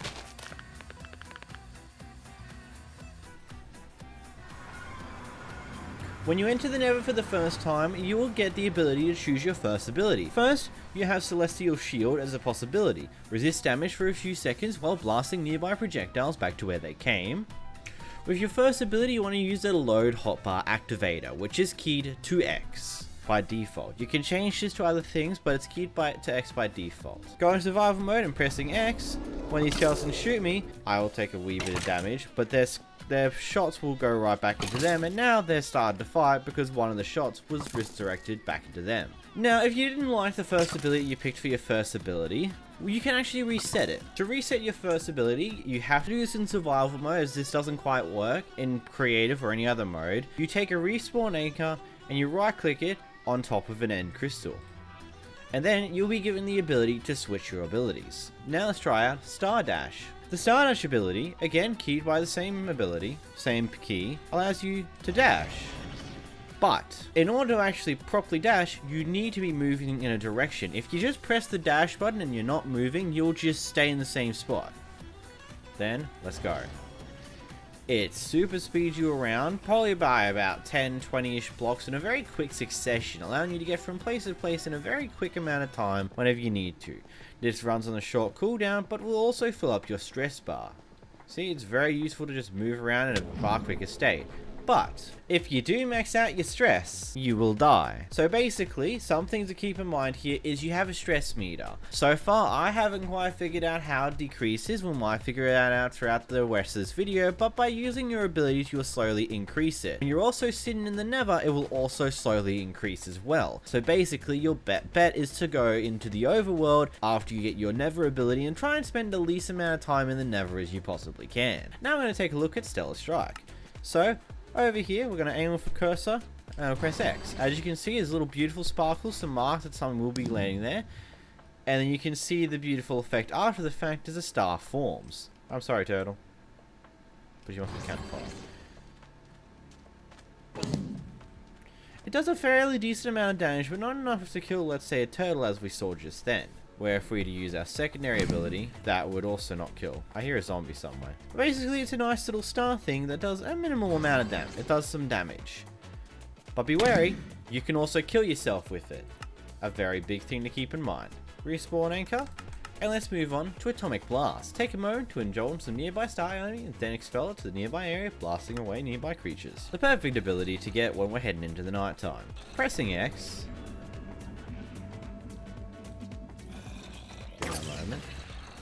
Oh. So what this does is when you press X, you'll be frozen for a moment, but once the ability cools down, the timer ticks down, it will explode everything around you far away from you, causing them to fly high up in the air, and if they're not immune to fall damage, they will most likely die. And also, as you can see, now that we've headed into the nighttime, the beautiful passive effects you get as a Star-borne at nighttime are still present. Mixing with your flying ability allows you to do, mixing with your jump ability allows you to do some pretty mega jumps throughout the night. Again, same as it was before. We've now got the Cosmic Flares. Fire swift barrage of flaming stars that will pierce walls, quick to ignite the enemy. So doing it from here.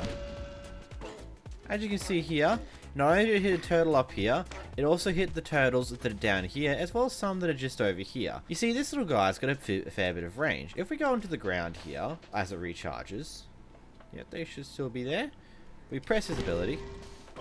As you can see, it went through the walls and attacked with this turtle, killed the other turtle that was here, and pretty much hit this guy over here. Because he's in water, he immediately was, well, doused, those flames were. But it's a very useful ability if, let's say, you're trying to deal with a collection of mobs that are sitting outside of your home base. You can just simply press it and do. You can simply press it and do a fair bit of damage. Also, the beautiful effects that this does, out sparkles all the way out there and then sparkles start to fly everywhere, it's just a nice little added thing. We have got the Stellar Reminder. 3 seconds after hitting a mob, a falling star will come down from the heavens to hit them for extra damage. This one's a very simple one, essentially. You hit a boy, and in a few seconds, he gets some bonus damage. We'll say it again. You hit the boy, you wait a few moments, and then some extra damage comes. Again, this ability also will damage you if you're close enough to the explosion. So again, be very careful of that. I've still got that mod on. Lol. You want to know what that mod was? Check out the previous video from yesterday. Lol. We've got Gravitational Dome. This is the last one out of the first abilities, but let's begin. So now we need to find a new set of mobs to torment for a wee bit. Ah, we got ourselves a horse over here. Now, by pressing the X key, these horses will all float up, but If I walk away, they'll fall back down, as this is a spear that's encased around you. So essentially, it will only affect the players and the mobs that are right around your close vicinity and none of the other ones. Roaming around again, do you hit it? As you can see, as I stay here, they float up. And then as they exit the spear, they fall right back down. And this isn't going to do too much of extra fall damage than most things. It's not going to be a high enough thing, but it's a good way to stop a mob from, let's say, hitting you, for example. Then just a bit of a fun thing. Bye-bye, horse. But that is the first set of abilities for the first ability. Now your secondary ability will be far more difficult to get, as it will require the use of a Nether Star on an end crystal. Taking this Nether Star, right clicking on an end crystal, you get access to your second ability. The first one of which is the Soul Stealer. Upon directly killing an entity, you'll convert souls into pure energy, using it to relieve some of your cosmic stress. Basically speaking, this allows you to, let's say, use a mob grinder in order to cure any of the stress that you've slowly collected. Something that might be very useful to those that don't want to exactly die. As we've got over here, a little horse friend. Let's kill him. And as you can see, when we killed him, we lose a wee bit of our stress, which we gain back immediately because passive mobs won't give you too much stress relief. From what I can gather so far, I'm thinking the system is basically certain mobs will give you more relief on your stress, I'm assuming. Like hostile mobs will give you more relief rather over like passive mobs. We've got Anomaly. Reduce the weight in your legs, resulting in the ability to wall jump. This ability is very interesting. This will be keyed to your jump line. And basically, the idea behind this is that it will take you in whatever direction you're looking when you jump on a wall. Now, one thing to keep in mind is that if you're close to the wall when you do it, it will use the ability immediately. But if you, let's say, jump and then go, you can use it. But it has a little less effect. Your best luck is to just use the abilities, which is it's a very weird ability to get used to. The basic idea from what I can gather from Slayer is that for wall jump, you got to be adjacent to a wall, then looking to where you want to go, not just up and down.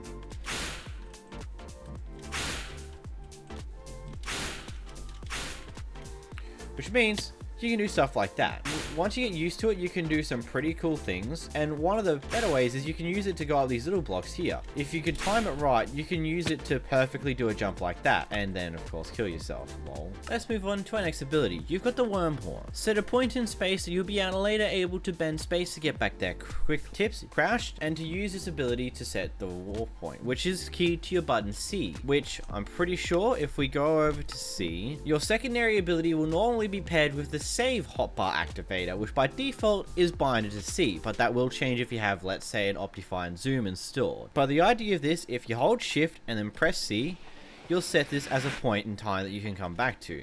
So let's say we go all the way this way. By pressing C without shifting, I'll go right back to this point here.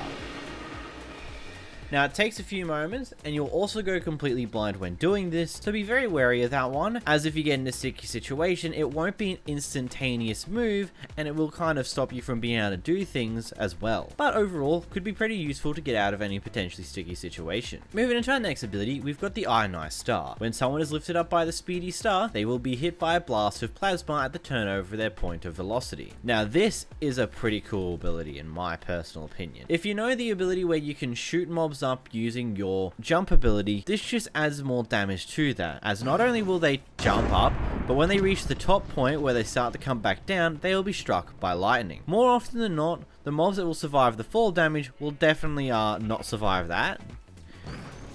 As we can see, he goes up in the air, and he takes lightning damage and dies on his way back down, as he's about to take the massive amount of fall damage. Again, take the chicken, who outlives fall damage, he goes up there, and he's dead.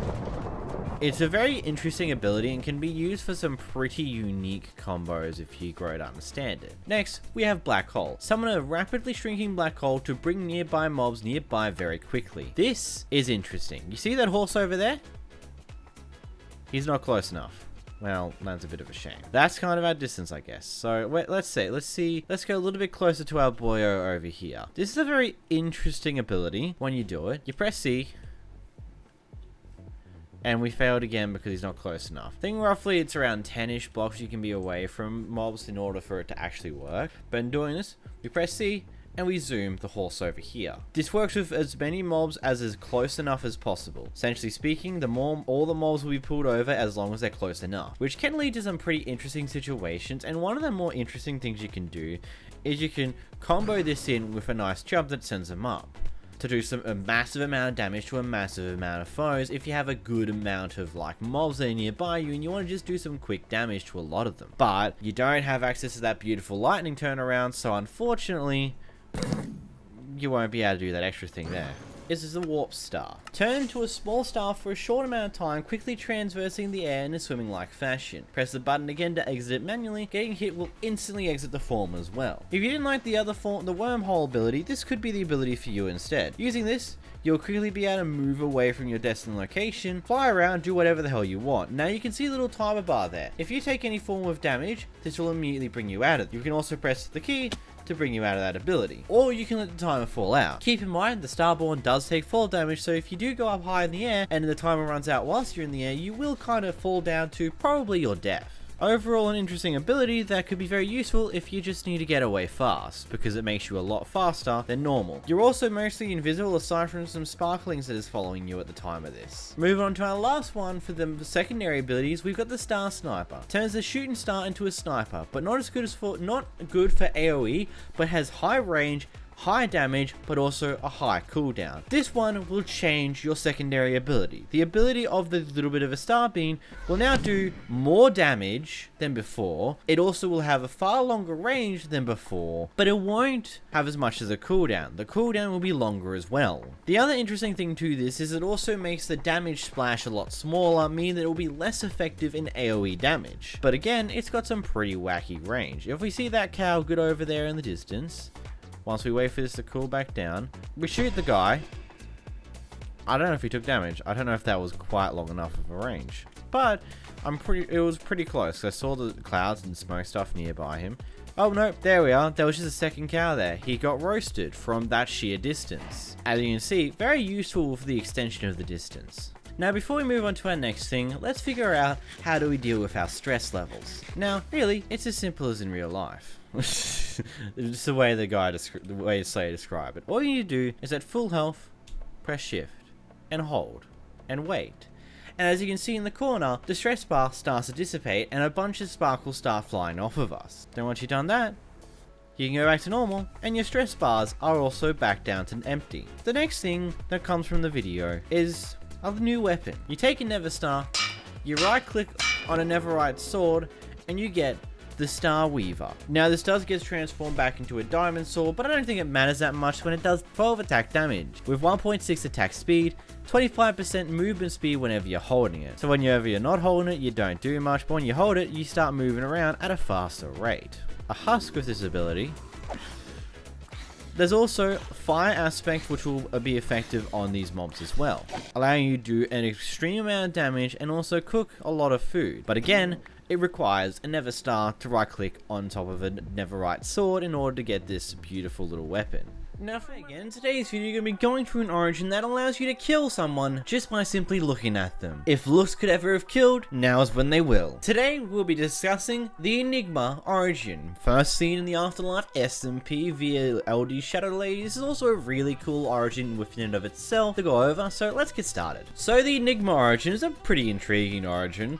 Little origin to sift through. I'm pretty sure most of us have all been exposed to what the Enigma is. If you haven't, well, it's as simple as looks can kill. But let's get started with our beautiful abilities. Mystery, puzzles, trickery. You make people live in fear of themselves and question their own sanity. This origin was created by the 𝓵𝓷𝓷𝓴𝓼 2008, and if you want to go download this origin for yourself, you will need to go to the Origins Discord server.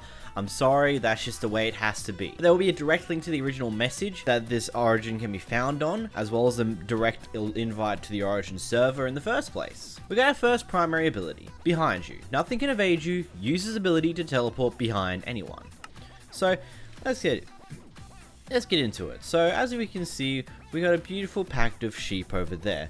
Let's press the G button, and suddenly we're on the other side of these guys. But basically this ability just lets you quickly teleport behind someone. I assume you have to be a fair bit away. I don't know, it's very weird. I think it might have to have at least a certain amount of distance between you can actually do anything with it, maybe? I don't know. trying to... Okay, so that short distance works perfectly fine. So if I look at that guy... Unfortunately, we don't know when the cooldown is, which is a bit wacky. Yeah, because you don't have any cooldown indicator to mark the fact that you're on cooldown or not. It just happens, which is very weird, to say the least. Maybe it's in survival mode? No, there's no cooldown bar at all. You just have to play some guesswork on when the ability actually is ready to use. One thing to note there, though, you don't have to be looking directly at a mob. It kind of just teleports you in the direction you're looking.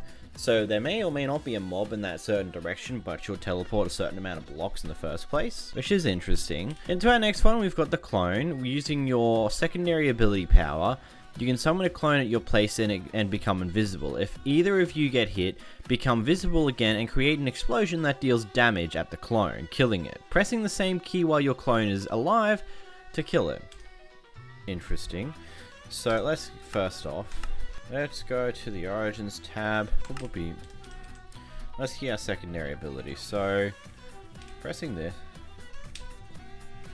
By pressing this. So it looks like a creeper with potion effects. Does that...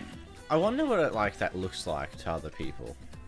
It seems like as long as a clone exists, it doesn't ever end. There it is. So you take damage that just implodes, and you're now visible again. Doesn't seem to be a cooldown to it. Be very careful though by the looks of it. If you're close enough to it, it will hurt you when the potions go off.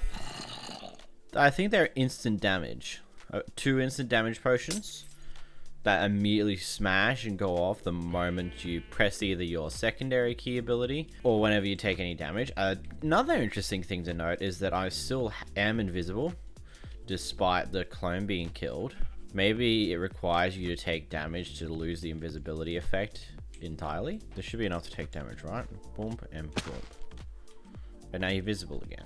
So what can be gathered from this ability is that you will only become visible again whenever you take any form of damage. It doesn't matter if you destroy your clone, you'll still be invisible for the time being until you take any form of damage. Moving on though, we've now got hidden in the shadows. You can hide in the shadows. It's toggleable with X. Yeah, being able to phase through all blocks and almost invisibly transparent. Okay, so we're going to need to take a bit of damage again, aren't we? So we can actually become visible. Boom. So now we're visible again. If we use the X key. Okay, so your body itself is almost non-existent, but your cape is pretty obvious. Then yep, you phase into the wall, which is awesome. And you can pretty much just go down. Nice. So basically the phantom ability, from what I can gather on this, does it burn through your hunger quicker? Maybe, I don't know. Can't quite tell. It seems to be about the same rate as normal sprinting. Next we got staring contest. Staring at an entity for a long enough time will kill it. When you begin looking at it, it will gain slowness and weakness. Later, your stare will also inflict blindness and nausea. Let's figure out how long it takes to kill a mob with the stare. Let's grab ourselves some oak fence. What's paid? Oh, creepers. So let's grab ourselves a bamboo creeper, because we still got that other mod installed from like the review a little bit ago. So grabbing this, let's just stare it down. So 1,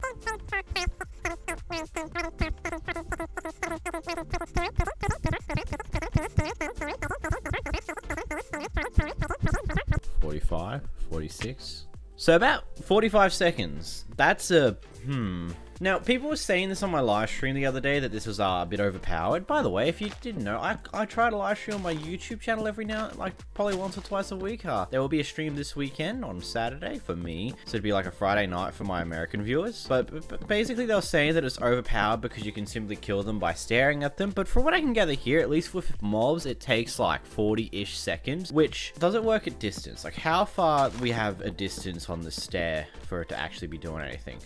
So we can tell the stare's activated on them when they get some form of particles around it. So from about this block distance... Why that sheep over there? I don't see particles on the sheep. I do see particles on the creeper. Is he moving away? It's about here. How many blocks is that? So negative 64 and 55. Let's move up to the way the creeper is at. So, about 10 blocks in the X direction and about 10 blocks in the Y direction. So I would say it probably has about a 20 block distance, which is pretty good because you can be a fair distance away from the player that you're trying to kill with this stair. Yes, the stair takes an awfully long time to actually kill, but you keep in mind the moment you start staring at them, they are immediately inflicted with, what was it, slowness, and yeah, the moment you start looking at them, they'll get slowness and weakness. Furthermore into it, they'll get blindness and nausea to act on them, and then they'll inevitably die, which overall is very interesting. It takes a very long time, of almost a minute, but it's still pretty interesting to say nevertheless. Let's move into our next one. Hated. They betray us. Villagers won't trade with us, and we can't tame anyone. So, the big thing here is that you lose your ability to not only trade with villagers, but you won't be able to tame any form of animals either, so you don't have the extra protection from them. Very, I'd say drastic debuff, because it'll, like, especially when you consider villagers. Pets, maybe you'd be annoyed by that. I mean, you just want to get horses and stuff like that. That might be good for you. You might hate it. You might never even use any of the mobs that you can tame, and it's not really going to be an issue to you either. Next we got good sight, sneak to see all players even through walls. You also have permanent night vision, so I would assume, so by the looks of it, it gives all players a glow effect, but it doesn't give any mobs, which is pretty interesting. And then also, if we go time set midnight, yeah, we also have a night vision, so we can see perfectly fine at nighttime. What's next? No fighting. You can only stare people down to death. No fist or swords or axes. ... So no melee. What about range? So you can't activate that. Oh. So, okay, you don't... So you still have ranged weapons. You cannot do any form of melee damage though, but you can still shoot from a distance. So you still have ranged base damage, but you do not have any form of melee. As you can see here, I don't do any damage. So you're not completely defenseless with only the stair being your main source of damage. You'll just have to rely on other form of ranged methods to do damage. Like, personally speaking, I wouldn't consider it to be an overpowered origin. I would say it's a very interesting origin. Because you can say, oh, but you can kill someone without actually looking at them, but you've also got to consider the fact that takes time. And yes, you'll easily get some kills on people who are completely unfamiliar with your origin and existence, but the moment they know how you work, and the fact that the only way you hit them and kill them is via just looking at them for a decent amount of time, it's a bit of a mixed bag. It does lead to a bit of an interesting thing. I wouldn't call it overpowered. I wouldn't call it weak either. I would call it's like somewhere in the middle. It's got some pretty good uses. The elongated stair makes it so you're not going to get some super easy kills, but you do have the ability to A, go invisible and teleport around. So if people do try to hide from you, you can easily get back into their sights and continue staring at them without them knowing. But if you didn't enjoy 1.19 is officially out, and of course, we've got to get some origins in theme for this update. So today we're going to be going through the Shulk Infected Origin, which also already currently works on 1.19. This is an origin I've reviewed many months in the past, but this is a far more updated version with so many more awesome features that you'll definitely want to stick around the entire video to watch. So without further ado, let's get started. So, the Sculker Origin is a 3-impact origin. There is a variant of the Warden, the Sculker's creatures that seem adorable but are very dangerous. When they feel threatened, these creatures, unlike Wardens, move freely throughout caves and surfaces. They are known to be the enemies with Wardens. And as you can see, the first major change we have right off the bat is you're blind.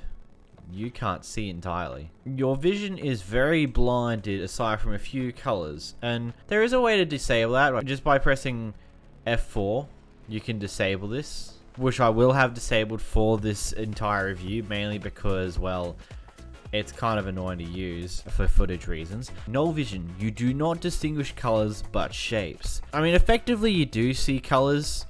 You just see shapes more predominantly than you do the colors. The colors are still kind of there, but overall it's You've got uncontrolled vibration. Shulker's break blocks 50% quicker when empty in the main hand. I'm 90% sure this is pretty self-explanatory. If we go over to a block, look at how fast you break that dirt. defensive transfigurant, save hotbar toggle. Basically speaking, this is going to be binded to X by default, but you may or may not need to change the key. Just for those who want to know, the bind X, the load hotbar activator is the key here. Save hotbar activated also will be used, and so we're going to put that as Z. With this, you can transform into a 3-block high creature extremely slow. You only eat experience during this time. So pressing this button, as you can see, we seem to be... Oh, we can actually see properly again. This is a person. We've got an extra 3 hearts on top. We've got 13 hearts in total. What in the world just happened? That bar is very important as it's what caused me to die there, but it gets more information a little later. Oh, so I'm going to assume if you're in it for too long of a period of time, which you can see by the bar just above your hunger bar, that's your timer and how long you can live into this, I'm assuming. Pretty close assumption there. Let's see, well, if that goes all the way down, do we die again? Wait, huh? Echo Pulse, this is your secondary ability. You can emit pulses to detect nearby creatures. They are marked in green. Pressing your secondary ability, which I currently have keyed to Y, you can see its ability go off. You get a bit of blindness for a moment, and this nice ability bar. Let's see, there's a pretty sure some mobs around here. Boom. And as you can see, all the fishes around you, and then they're gone. If you activate the actual typical vision, you can see they go green for a moment, and then boom. Your vision returns to what typically would be. Vibrant Silicant, you can retain fall damage for up to 4 blocks. Seeing this has confused me for a moment, it just means that you won't take damage from fall damage until you hit 5 blocks, but from there you take default damage from your normal blocked range. So doing that, wait, if we go, that would be 4 blocks high there. So you don't take fall damage from 4 blocks high, which I'm assuming you typically do, because I heard the falling noise that you typically get. Sculk Sense. You can perceive creatures that are less than 15 blocks away. They are marked in blue. And you can see as you get closer, all mobs are perceived in blue.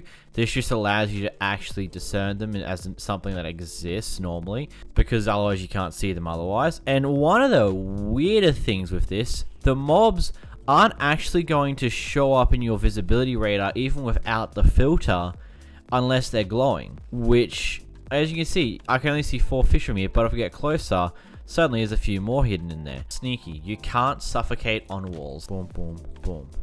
As you can see, I'm not suffocating. Slight decay. Being a stone-born creature, if you have armor equipped, it will take damage over time. Even when you're in creative mode, the arm will slightly take damage. It's kind of at random. As you can see, the chestplate hasn't taken any damage yet, but the iron leggings have taken 3. The iron boots have taken 2. The iron helmet's taken 2. But the actual chestplate itself has yet to take anything. The leggings is now down by 5. Experience-based nutrition. When you transform into a 3-block high creature, you will stop being a fungivore and start eating experience. Put a bunch of levels in, and we go into our other ability.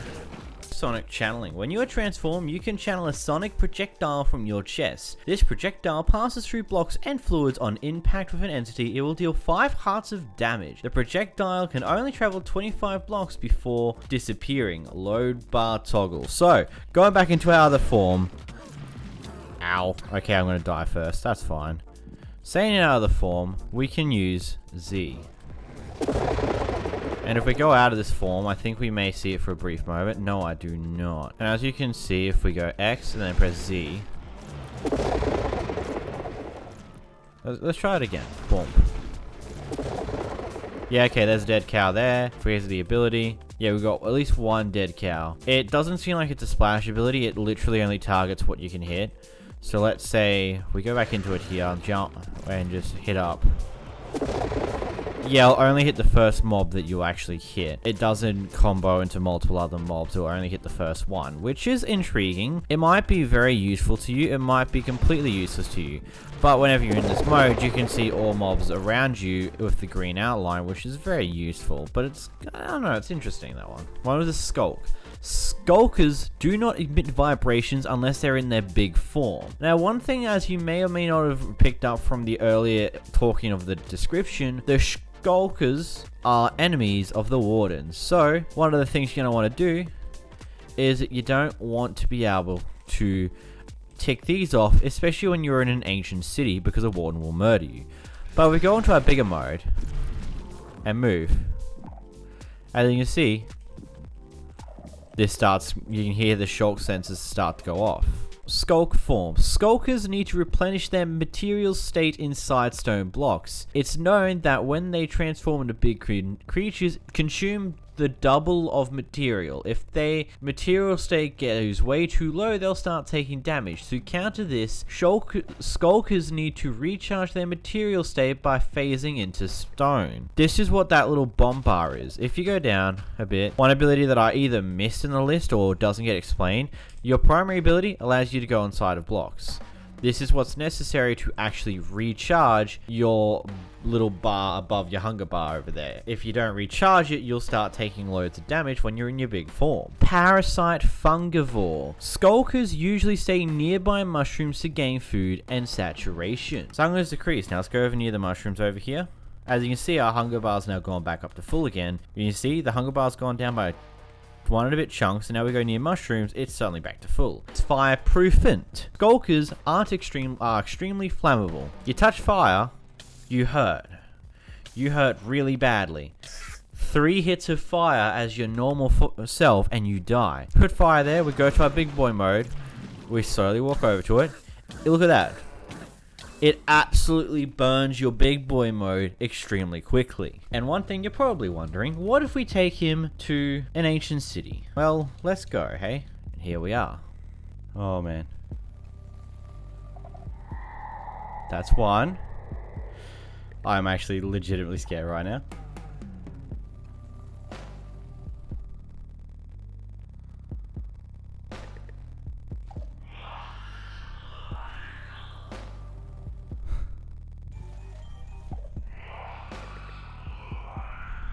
Third one.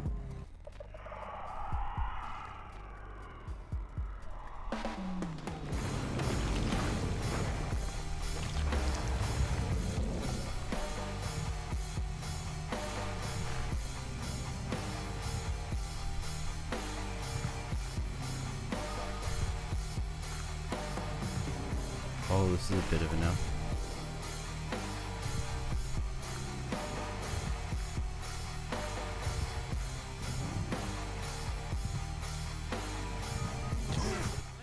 Origins explained. The Voidling Origin is created by the Discord user known as Neo the Wolf. This is a 3-impact origin. A creature of the void, you don't like exposing yourself to others and very often, and you go transparent in the light. Dissipate. Press the primary ability key to dissipate into mist. If you hit something or get hit by someone, you will become solid again. So run into it as you move around. You press G. As you look around, you're completely invisible. But let's say we bump into... Go in survival mode here. As we can see, the husk doesn't know where whereabouts is. We bump into them though. Zombies immediately know where you are when you bump into them when you're invisible. So it's a very interesting mechanic to keep in mind. Most other mobs will also follow the same thing. If you bump into a mob when you're invisible, they will discover where you are. But as you can see, we go back to being invisible. The zombie's still tracking is still tracking us, unfortunately. As you see, when we get hit again, we're now visible again. Soft landing. You take less fall damage, but you don't take any if it's a less than a 10 block fall. It pretty much means that in most cases of average fall damage when you're exploring the world, let's just say you're waltzing around in this area here, you're doing a good old run and jump. You don't take fall damage here because it's less than 10 blocks. Anything that you would take for a 10 block fall damage, you'll ignore entirely. 10 blocks...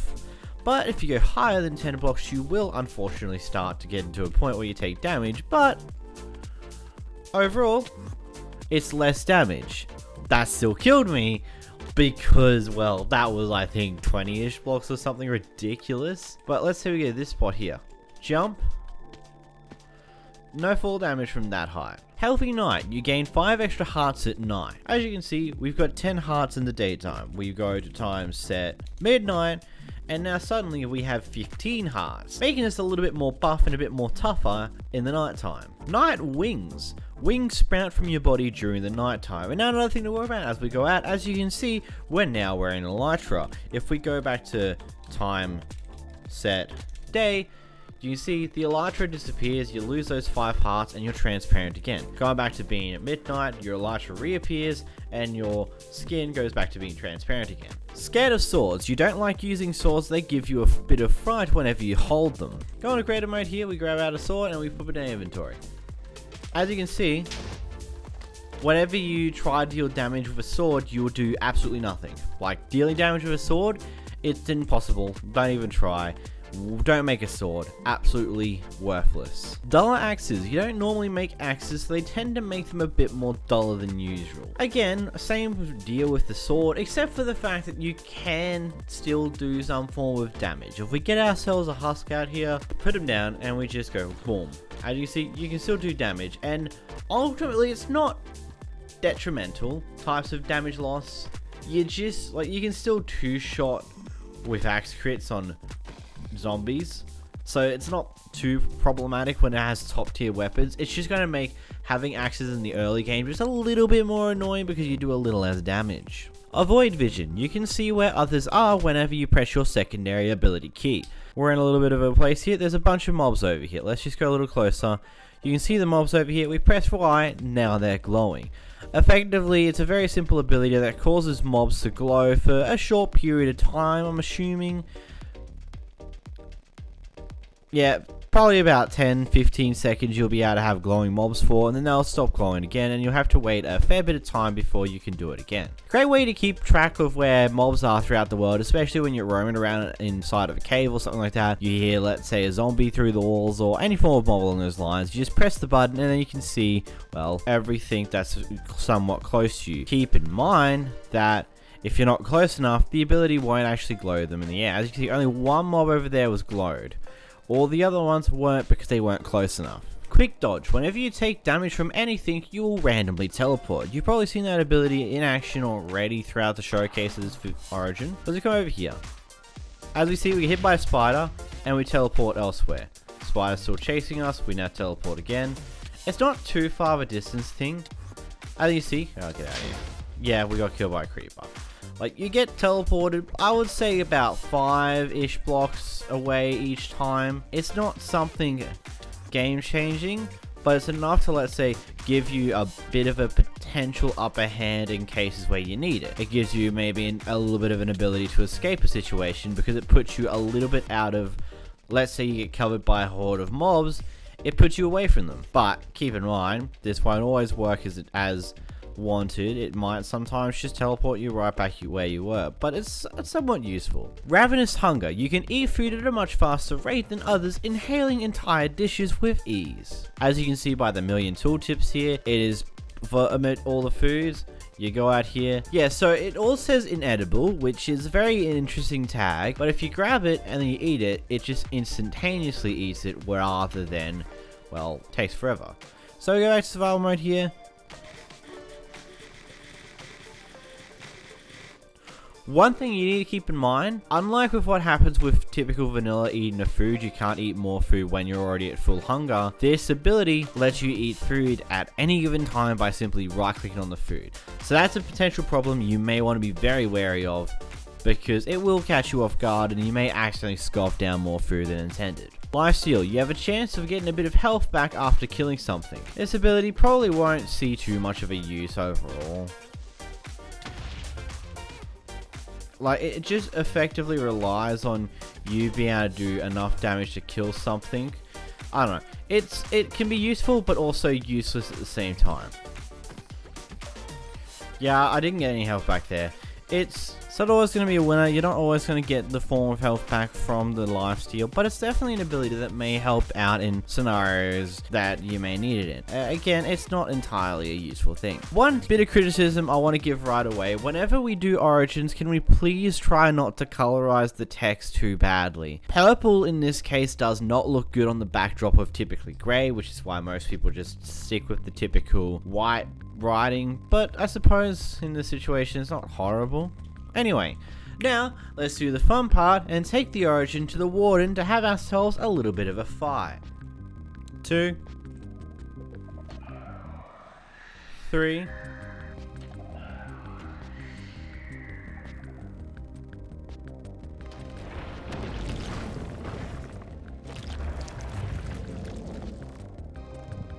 it's gonna be interesting.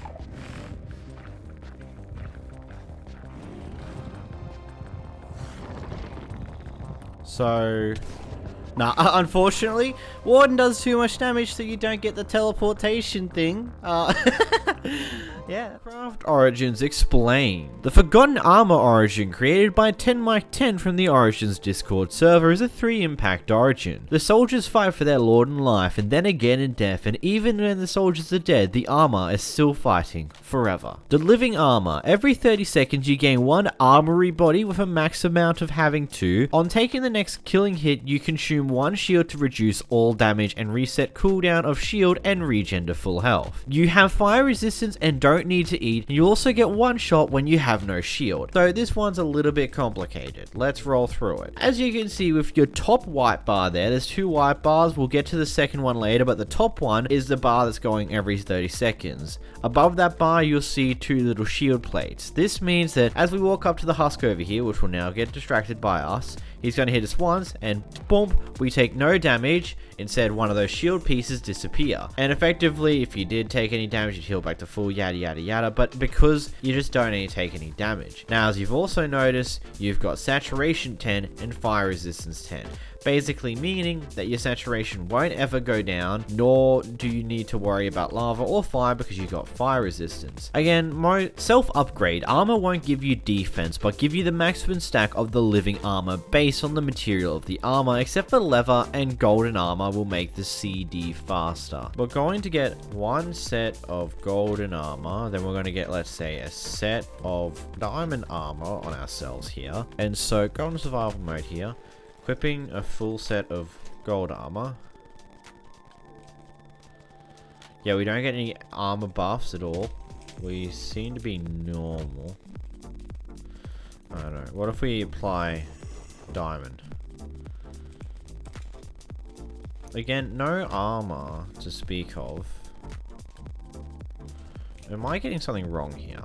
Oh, I understand. So effectively, the armor you wear, the amount of power, the amount of defense that armor would usually give you will decrease the length of time it takes to charge up another armor piece, as well as it increases the maximum amount of armor pieces you can get. So with this full diamond set here, the charge seems to take around 10 to 15 seconds from what I can gather of just like a quick, yeah, so it still takes 30 seconds around to recharge, but as you can see, we're stacking up more than 2. So if I remove the armor, it decreases it back down to 2, and also doesn't really slow down the thing too much. But basically, the stronger your armor is, the more defensive leeways you have. Effectively, the more armor you wear, the more it increases your health, if you get what I mean, because each shield counts for 1 hit. The more shields you have, the more hits you can take before you actively die, because the moment you have no shields, you will be killed on the next hit. So the more armor you have, it allows for a higher inventory of shields to be collected, meaning that you can survive more hits in quick succession. Learn from Master. Use different weapons. Sword, bow, axe, shield give you a different effect. The effect level increases based on the material. Let's grab ourselves diamond sword, diamond axe,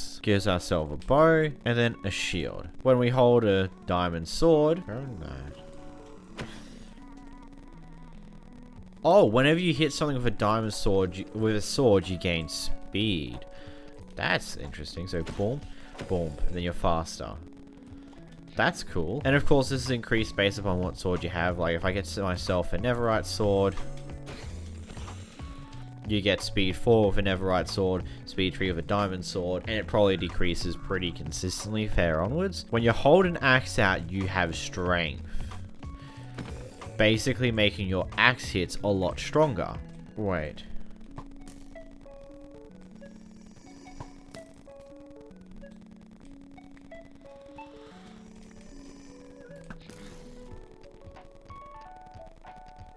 when you hold to charge a bow, you gain speed 3, I can gather, I think.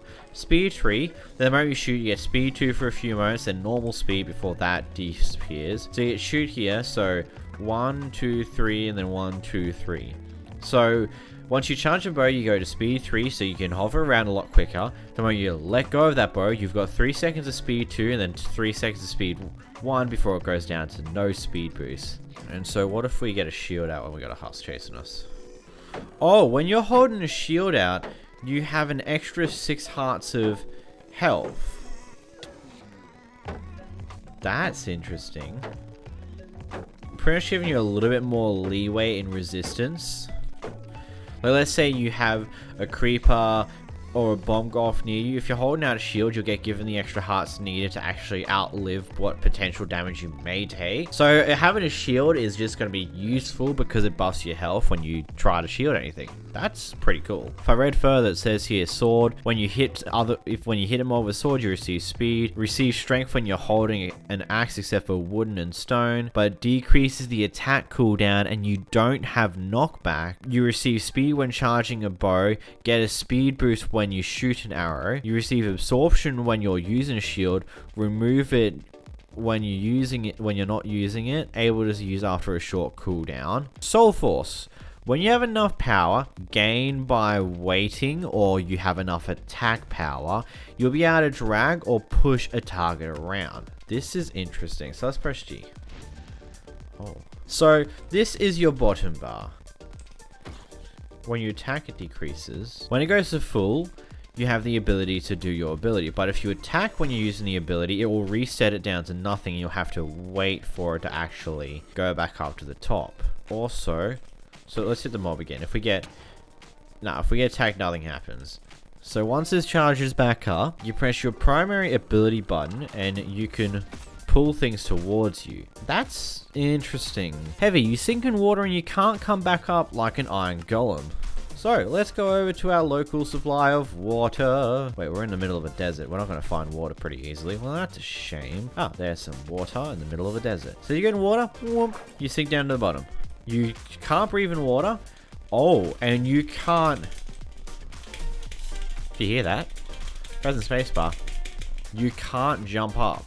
So effectively, you don't ever want to hop in water because you actually have no way out. Like, if you hop in water, you will literally have no way out. So highly recommend that you actively have a boat at all times. Otherwise, if you fall into water, you have no way out because you can't jump in water. Cursed Soul, Villager and Iron Golems hate you. Okay, let's head over to our local villager here. Try not to get killed by the villager here.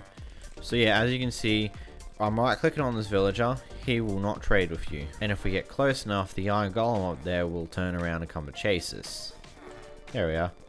He's coming after us now. Which I feel like you're actively slower than an Iron Golem.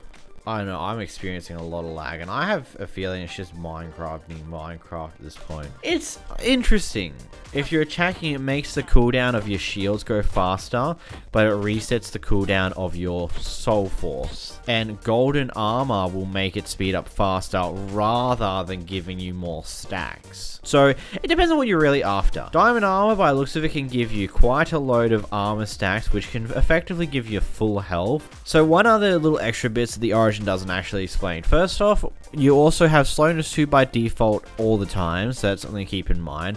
You're also completely transparent, and you've got some, well, you're almost completely transparent. You've got some particles coming off of you, as well as you've got a mostly black and white filter. It's not entirely black and white, because you can still see some color. Hi again, and welcome back to Minecraft Origins Explained. Today we've got the Airborne Origin created by the user known as Silent from the Origins Discord server. If you want to be able to download this Origin for yourself, go check out the Origins Discord server using the link down below, as a majority of the data packs I cover come from there. Either way, the Airborne Origin is a 2-impact origin. The Airborne is a race of airborne creatures akin to ancient machines known as airplanes. Let's jump right into the abilities. First, you have Iron Wings. You have the ability to glide as if wearing an elytra without needing to equip any. Just a little special prefix to it, The elytra pair of wings has actually got the texture of iron blocks rather than the typical elytra, so it looks a little bit different and a little bit odd. Next is heat-based fuel. You can idle in areas full of heat, such as near fire or lava, to fill up your fuel gauge. And this does exactly what it says on the tin. I mean, there's not really much to explain here. Now you're probably wondering, what is this fuel used for? Well, this is for your tail jets. Holding the sprint key mid-flight activates a continuous dash that propels you forward. This ability is honestly quite interesting. I don't exactly have the best way to describe it overall. I think the best way just to say is it's kind of just like a nice propulsion ability. It's like rockets, but you just infinitely hold them using up your fuel bar. And this does take advantage of that fuel bar we mentioned a little bit earlier, that you can refill by just simply sitting near lava, fire, or any other form of heat source to fill it back up. And it does last quite a fair bit of flight time, allowing you to get some pretty good distances while flying, which is honestly really cool. Next is mid-air brakes. Whilst flying, you can hold sneak to activate the brakes, drastically slowing yourself down mid-air. Now at first this ability may seem like it's completely unnoticeable, but take a note of my legs movement here. Whenever your legs start moving faster and faster, that's a sign of you slowing down drastically, and when comparing by just simply holding my sprint button and then letting go and letting it patter out by turning around on its own, it takes roughly about 7 to 10 seconds before the leg starts spazzing around like mad. When holding shift, it takes about 3 to 4 seconds before that same effect happens. So there is a notable speed decrease via holding shift. It's not like a full-on brake entirely, it is just a noticeable quicker slowdown than what would happen if you just don't do anything aside from just float around. Overall, it may be something you find useful, you may never even find use for it. Basically, it's just a nice little thing to have if you kind of suck at trying to nail landings when you still got a lot of speed in your elytra flight, so this could be handy for those people that seem to crash in their elytras a lot. Next is updrafts. The rising hot air above lava and fire will propel you upwards if you glide over it. Now this ability is quite interesting because effectively what happens anytime you get close to any form of heat source, a best way to say this is lava, it will drastically push you up into the air. The very big thing about this is it's going to be stupendously useful than ever because it makes it extremely difficult to accidentally fly into the big lava pools. It literally requires you to be pointing straight down before you actually touch it, but even then it will still shoot you right back out of the lava, allowing you to escape pretty easily.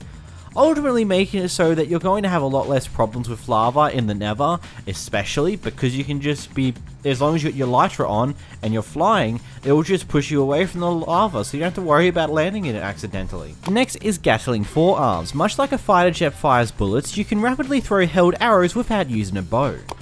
This is honestly quite an interesting ability as it requires the use of normal arrows in the main hand that you're using to use the Gatling. It doesn't actually matter if it's in your inventory or not, it has to be in the hand that you're currently hovered. It has to be the item you're currently holding. If you're not holding arrows in your current hand, this ability will not function. It also will not function with any other things aside from basic arrows, which is definitely an interesting thing because it doesn't work with any forms of spectral arrows or any of the tipped arrows. It's literally just normal arrows this ability works with. And it fires at a pretty steady pace and it goes through the stack of arrows there pretty decently fast, and it's honestly quite nice to have, but I don't know if I would use a bow over it. It definitely shoots a lot faster than what the average bow would, but at the same time, you don't get enchantments with that. Next we have motion sickness. Unironically, due to your motion sickness, you cannot use fireworks to speed up your flight. However, you can eat them whilst crouching or braking in the air to regain some fuel.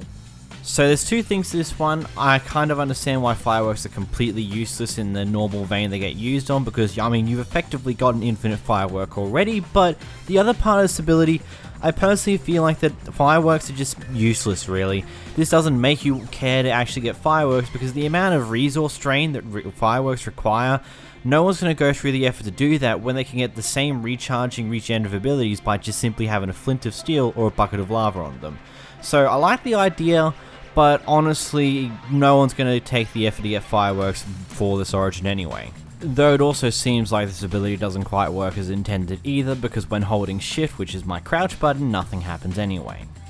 Next we got bulky frame. Due to your bulky frame, you have 20 total hearts. However, leather armor is the only armor that actually fits you. You're pretty tanky because you got so much more health, but you can't wear any high tier armor. The only armor you can wear is pretty annoying to get really, because it just requires the gathering of a lot of leather. At least more recently in Minecraft's history, it's a little easier to get a lot of leather, but I mean, imagine if we're back in the older days where leather was so much more rare from cows.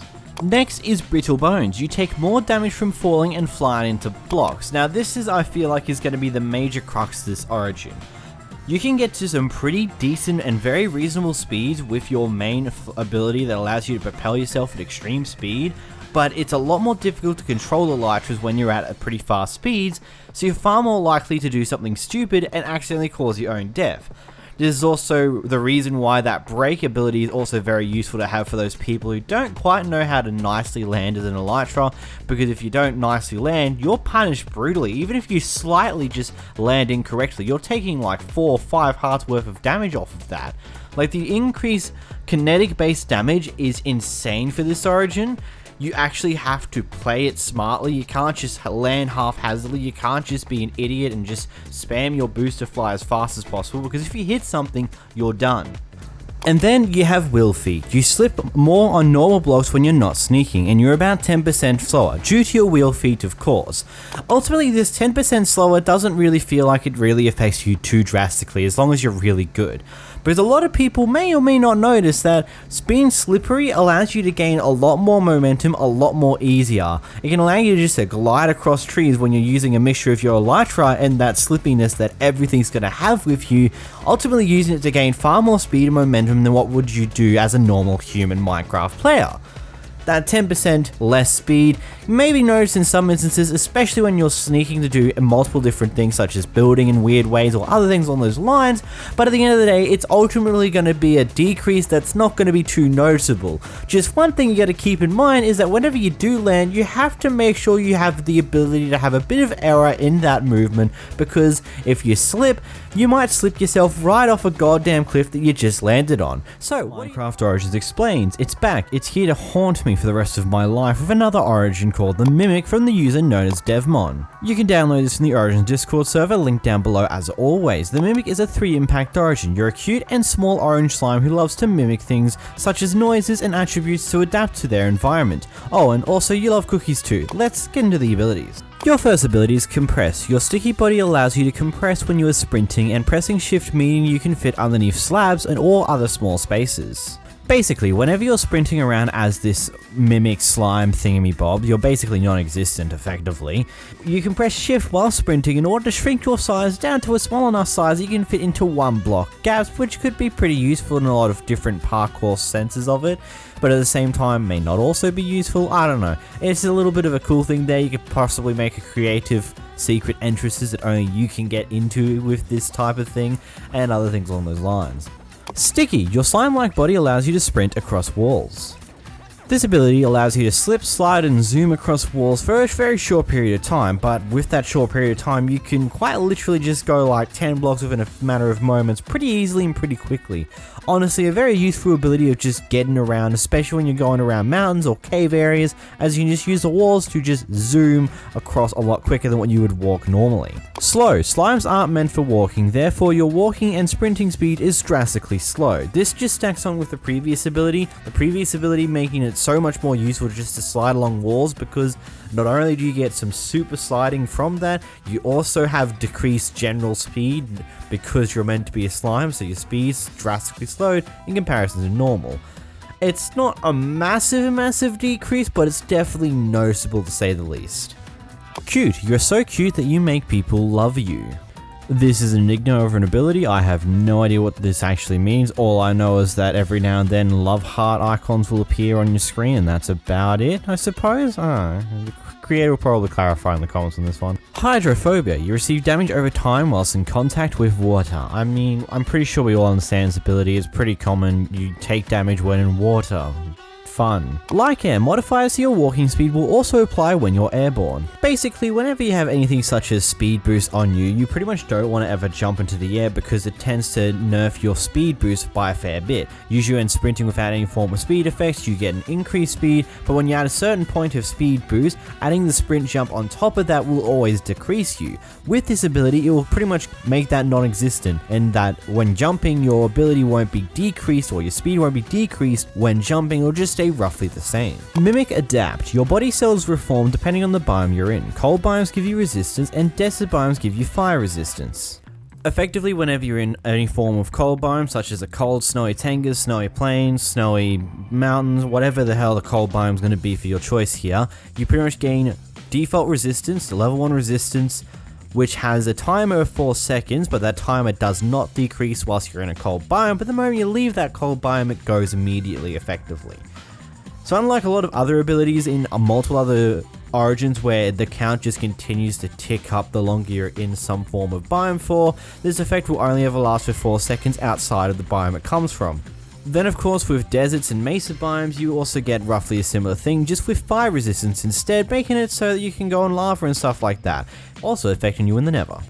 Sweet Tooth. Food gets a slight boost, but it's all you can eat. Also, others can feed you. So explain the other can feed you thing. Effectively, if they're holding out a piece of food and then right click on you directly, it'll feed you. I can't display that here because I don't have a second account anymore. Thank you Mojang for the beautiful account migration. Much appreciated. I love losing a second account. Anyhow, and Sweet Foods is like slightly better than what it used to be, but again, you can't eat anything else, so yeah?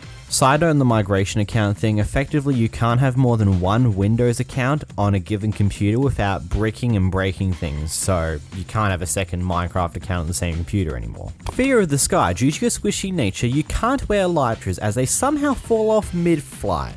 So whilst you can't put the elytra on via normal methods by just clicking onto your armor slot, it seems like that the ability to right click and auto where the armor doesn't exactly function or has been disabled like it probably should have been, because you can still right click elytra on you and it doesn't seem to come off you when you're flying around. I don't know, maybe that's just a little bug in the origin here, but I don't know, you're not meant to be able to use elytras.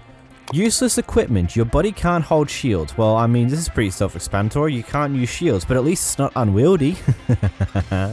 Fragmentation. When others would die, you would shrink to half your size. You can do this twice per life. You can also extract a part of you to use as a projectile. This is your primary ability. Now, part of this ability, the whole about using your primary button to use a projectile to extract a part of yourself, doesn't seem to function as intended. Unless I don't quite understand it properly, because it does say primary and it doesn't have a little info tip to let you know what button it actually is keyed to. I don't know if this ability properly works as intended, but the other half of it, where you shrink every time you're supposed to die, with twice of that happening per life, works exactly as intended. When you're meant to die, you'll instead shrink to a smaller size, lose a handful of hearts, but gain a bunch of extra saturation based hearts, absorption hearts, which are temporary until they get taken out, and this happens twice per life. When you do go and eventually die, you will go back to your normal size when you do respawn. You won't be permanently stuck as a small thing afterwards.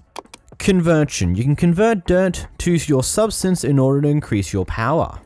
And again, another ability I'm not quite 100% sure about with how it actually functions. There's no any form of key guide on what you need to do in order to activate it, and I kind of just sat around doing random things for a bit, trying to figure out what will get it to actually do whatever it's meant to do, but I personally couldn't figure it out whatsoever after pressing a majority of the keys on my keyboard and spamming around doing stupid things for a couple of minutes.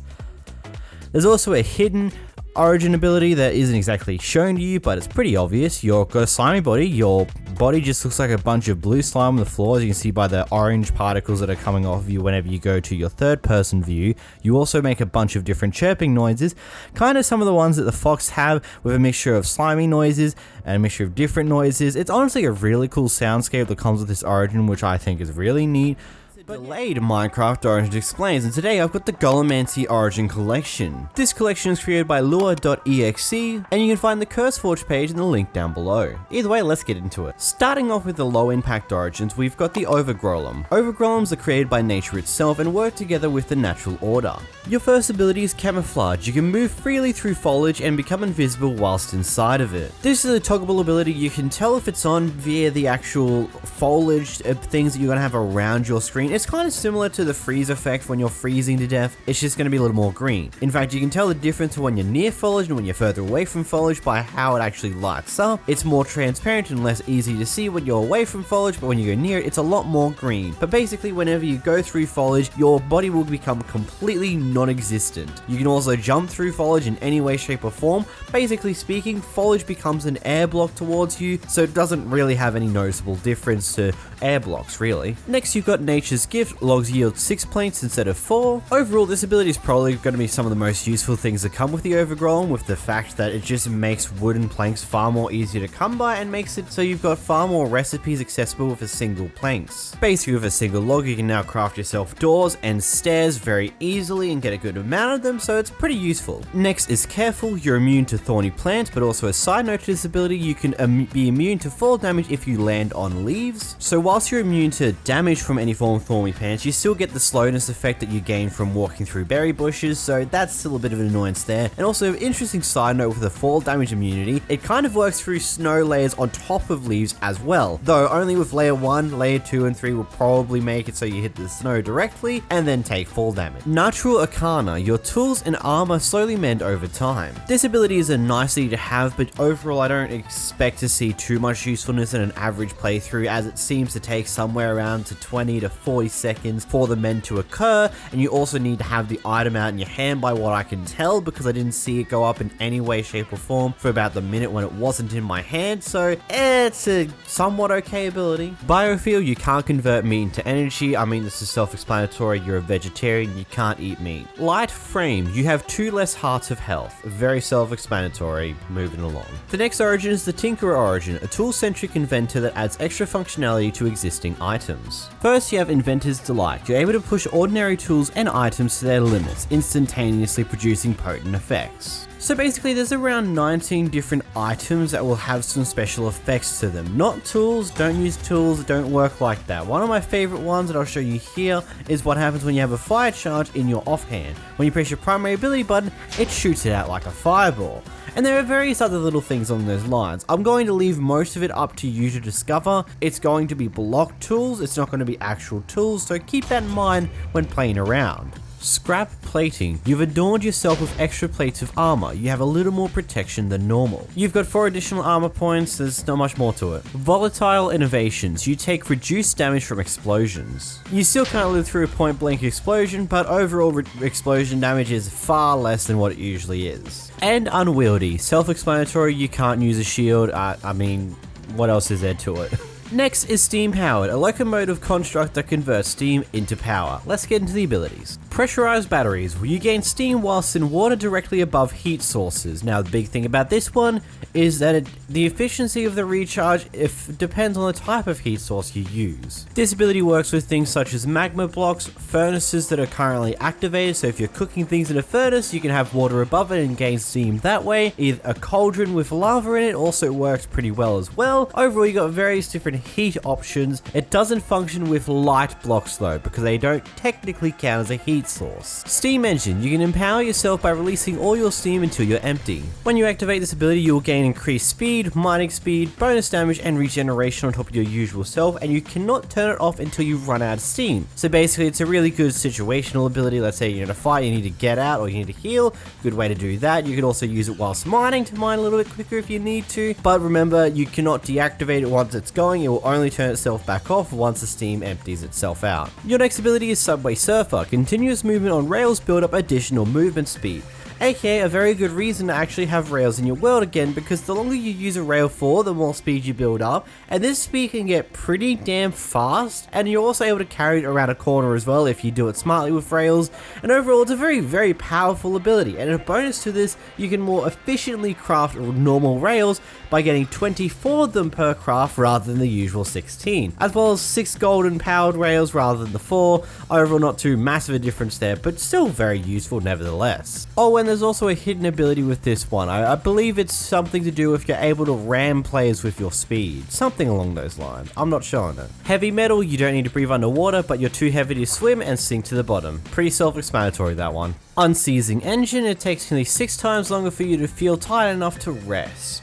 This is kind of self-explanatory. You just can't sleep at certain points. You only sleep every now and then, like every 6-ish days, so yeah, it's a bit weird. And Smokestack, your body is less efficient, requiring you to eat more. Basically, your hunger decreases at a faster rate than normal. Now we move into the 2 impact origins, starting off with the Living Doll, an animated doll which can sew itself back together. Your first ability is Cotton Guard. Your unique body renders you immune to most environmental damage. This is particularly present with both kinetic based damage, which is falling damage, as well well as elytra flight based movement damage, as well as running into things such as cactuses and berry bushes and things on those lines, which is pretty useful because it negates a lot of the more annoyingly common damage. Synthetic stomach, you need less food and cannot starve to death. Basically your hunger decreases at a slower rate than normal, as well as you won't take damage whenever your hunger depletes enough. Patchwork body, your body does not heal naturally. Instead, you can heal your wounds by consuming wool and string. A wool block will give you 4 hearts of healing, as well as a string will give you 2.5 hearts worth of healing. This has a 10 second cooldown between each time you can use it, so you can't just spam heal, and it requires the press of your primary ability key in order to actually activate it whilst holding either wool or string in your hand. Melting point, you take double the damage from fire. Pretty self-explanatory. Fire hurts, lava will practically instant kill you. Soft body, you have 1 less heart of health, also very self-explanatory. Next we have Copper Golem, a construction golem capable of exploiting the properties of copper. Let's move into the abilities. First we have Architect. Because of your familiarity with copper as a material, you can use it to craft certain blocks far more easily. And Metalworker being the extension, because of your familiarity with copper, you can use it to craft certain tools more easily. Basically what both of these do is it allows you to replace iron in most crafting recipes with copper instead to get the same result that you would normally get with iron, which makes your life a lot easier because you get copper a lot more commonly, or at least in far more wealthier bunches rather than iron. Antioxidant. Honeycombs allow you to wax your cell, starving off the effects of oxidization for several minutes. This is represented by the yellow bar that appears above your orange bar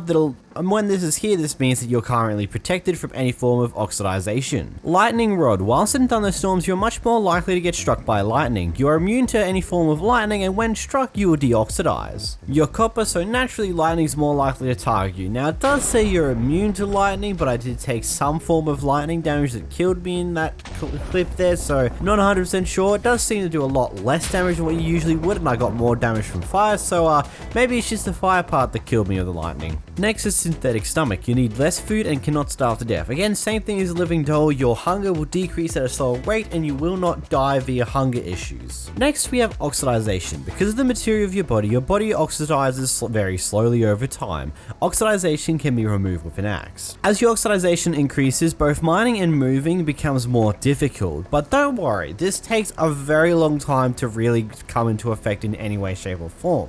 It takes probably a handful of minutes before it goes up by any degree at all, and whenever it does, it's very minimal. So as long as you're really smart and you just make sure to use an axe every now and then and keep somewhat on top of it, you'll most likely be fine. Heavy metal, you don't need to breathe underwater, but you're too heavy to swim and you'll sink straight to the bottom. Overall, it's pretty much a non-factor. You don't need to worry about water, you just kind of have to worry about how you're going to get out, but as long as you get a collection of blocks, it's not going to be that difficult. Next is Copper Core. Your body cannot be naturally or magically mended. You can heal yourself by consuming copper ingots. Instant health potions still do work, so you can use them to get some health back easier, but you can use copper ingots to heal yourself for about 2.5 hearts every around 10 to 15 seconds. So overall you got some okay healing abilities, but can't spam it. Next we have the Aquanaut Origin, a living diving suit designed to traverse the ocean floor. Let's get into the abilities. Acrobats, you fall slow in water and you can break blocks and see water normally. Basically everything you can do on land you can do precisely the same underwater, basically a la aqua efficiency or affinity, as well as your visibility is far better like a conduit would give you. Next is Dreadline. While in water you can fire a grappling hook to pull yourself towards blocks or entities towards you. Great way to describe the movement when you try to grapple towards any blocks is it's kind of similar to a 𝓵𝓷𝓷𝓰𝓼. In the same method as if you, let's say, try to grapple hook to any blocks on the surface of the water, it will fling you out of the water briefly as well, but you will take 4 damage if you land directly on a block, so be very wary of that. It's also very useful if, let's say, you're trying to kill some mobs that are slowly getting away from you. You can grapple them towards you. Heck, you can even grapple some mobs that are outside of the water into the water to fight you with. Very interesting ability overall. Deep Diver, you can climb up surfaces by using kelp as a ladder. So first things first, not all ocean biomes are the same, only a few types of ocean biomes actually have kelp. Both cold and warm water ocean biomes don't usually have that much kelp. And furthermore to that, this will only function when you're up against a wall of some sorts, so out in the middle of the ocean with a kelp just floating on its own, it doesn't quite work too well. I couldn't really find a way to get it to work, but the moment I put blocks up the side of one, then it became a functioning ladder. Oh, and also you can toggle this with your Y key, or your secondary ability key. Heavy metal, you don't need to breathe underwater, but you're too heavy to swim and sink to the bottom. You get it by now, this ability's appeared like 3 times now. And pressurized, you move slower than normal. Overall, it's not that massive of a decrease in speed, as well as you can counteract this by getting 𝓵𝓲𝓷𝓰𝓼 on your armor, so overall it's a null and void ability. Moving into the 3 impact origins, we start off with the Sentinal, a living suit of armor gifted the ability to modify and augment its body. First, you have Augment. You gain the ability to continuously augment your body using the resources you find. The upgrade order is copper, iron, gold, lapis, then diamond, netherite, and then 4 levels of EXP.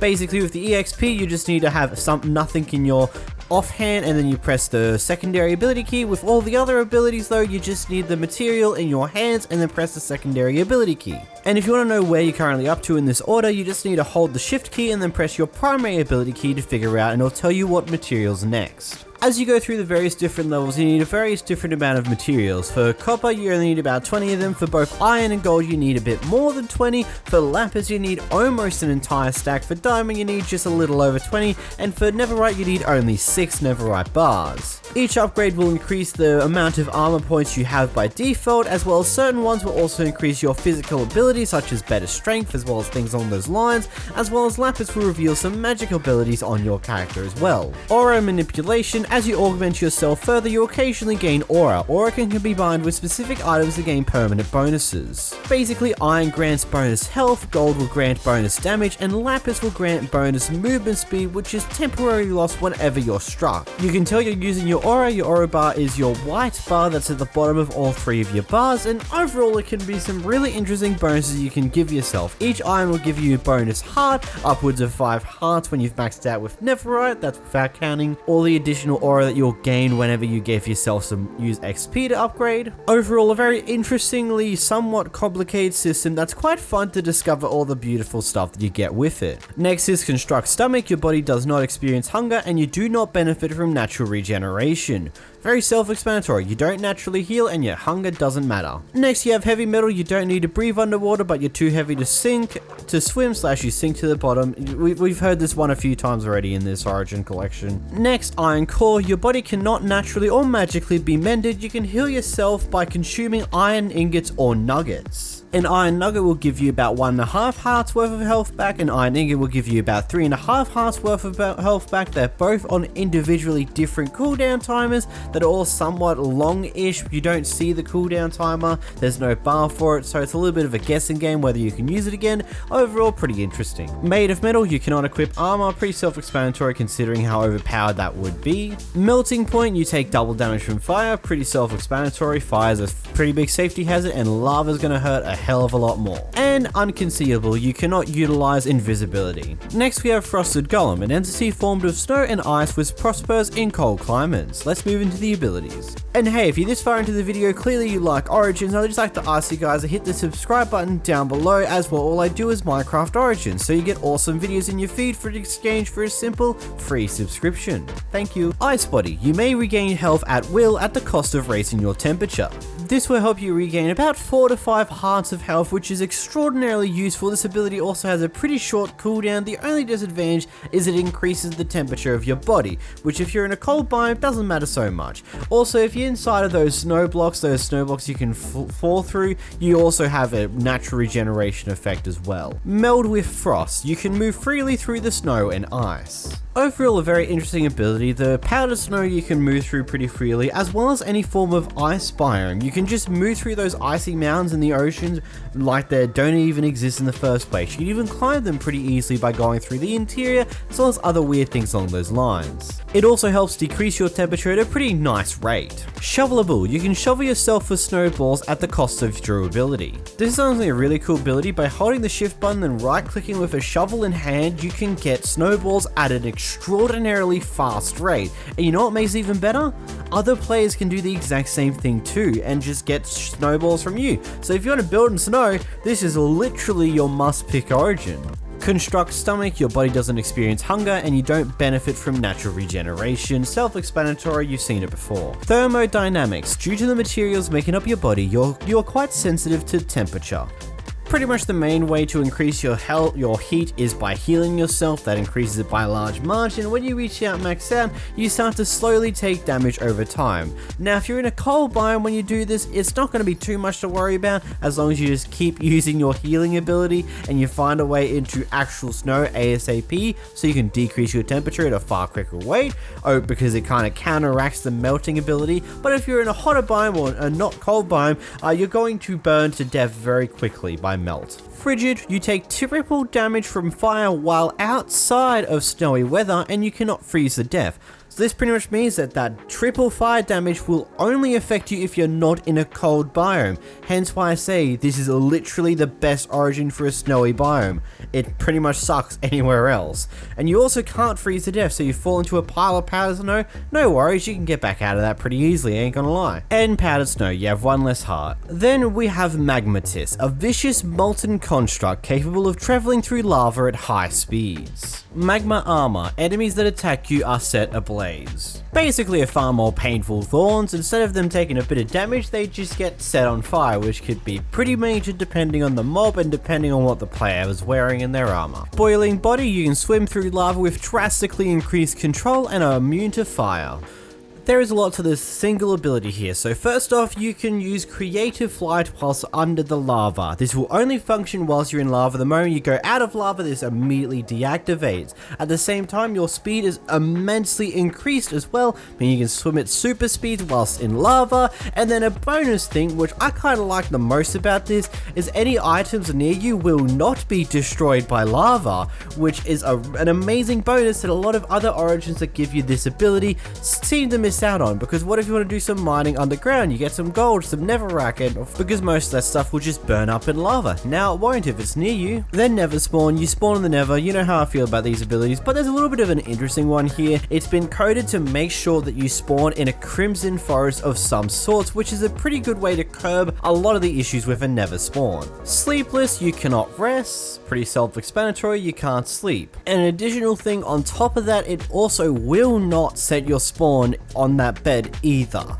Molten core. Due to the materials making up your body, you require consistent access to lava. Basically speaking, the longer you are without submerging yourself in lava, your health and hunger will slowly decrease until it eventually kills you. So keep yourself in some lava. Make sure your hot tub is always nearby. You can also tell this by the yellow bar above your hot bar. Then hydrophobia. You receive damage over time whilst in contact with water. I mean, what else did you expect? Now, extra notes here, there is a bunch of Easter egg / bonus hidden abilities that I did not mention throughout this video, mainly because I feel like half the fun of these hidden things is that you're meant to discover them and go, oh, that's a cool, interesting thing, bonus, whatever the heck.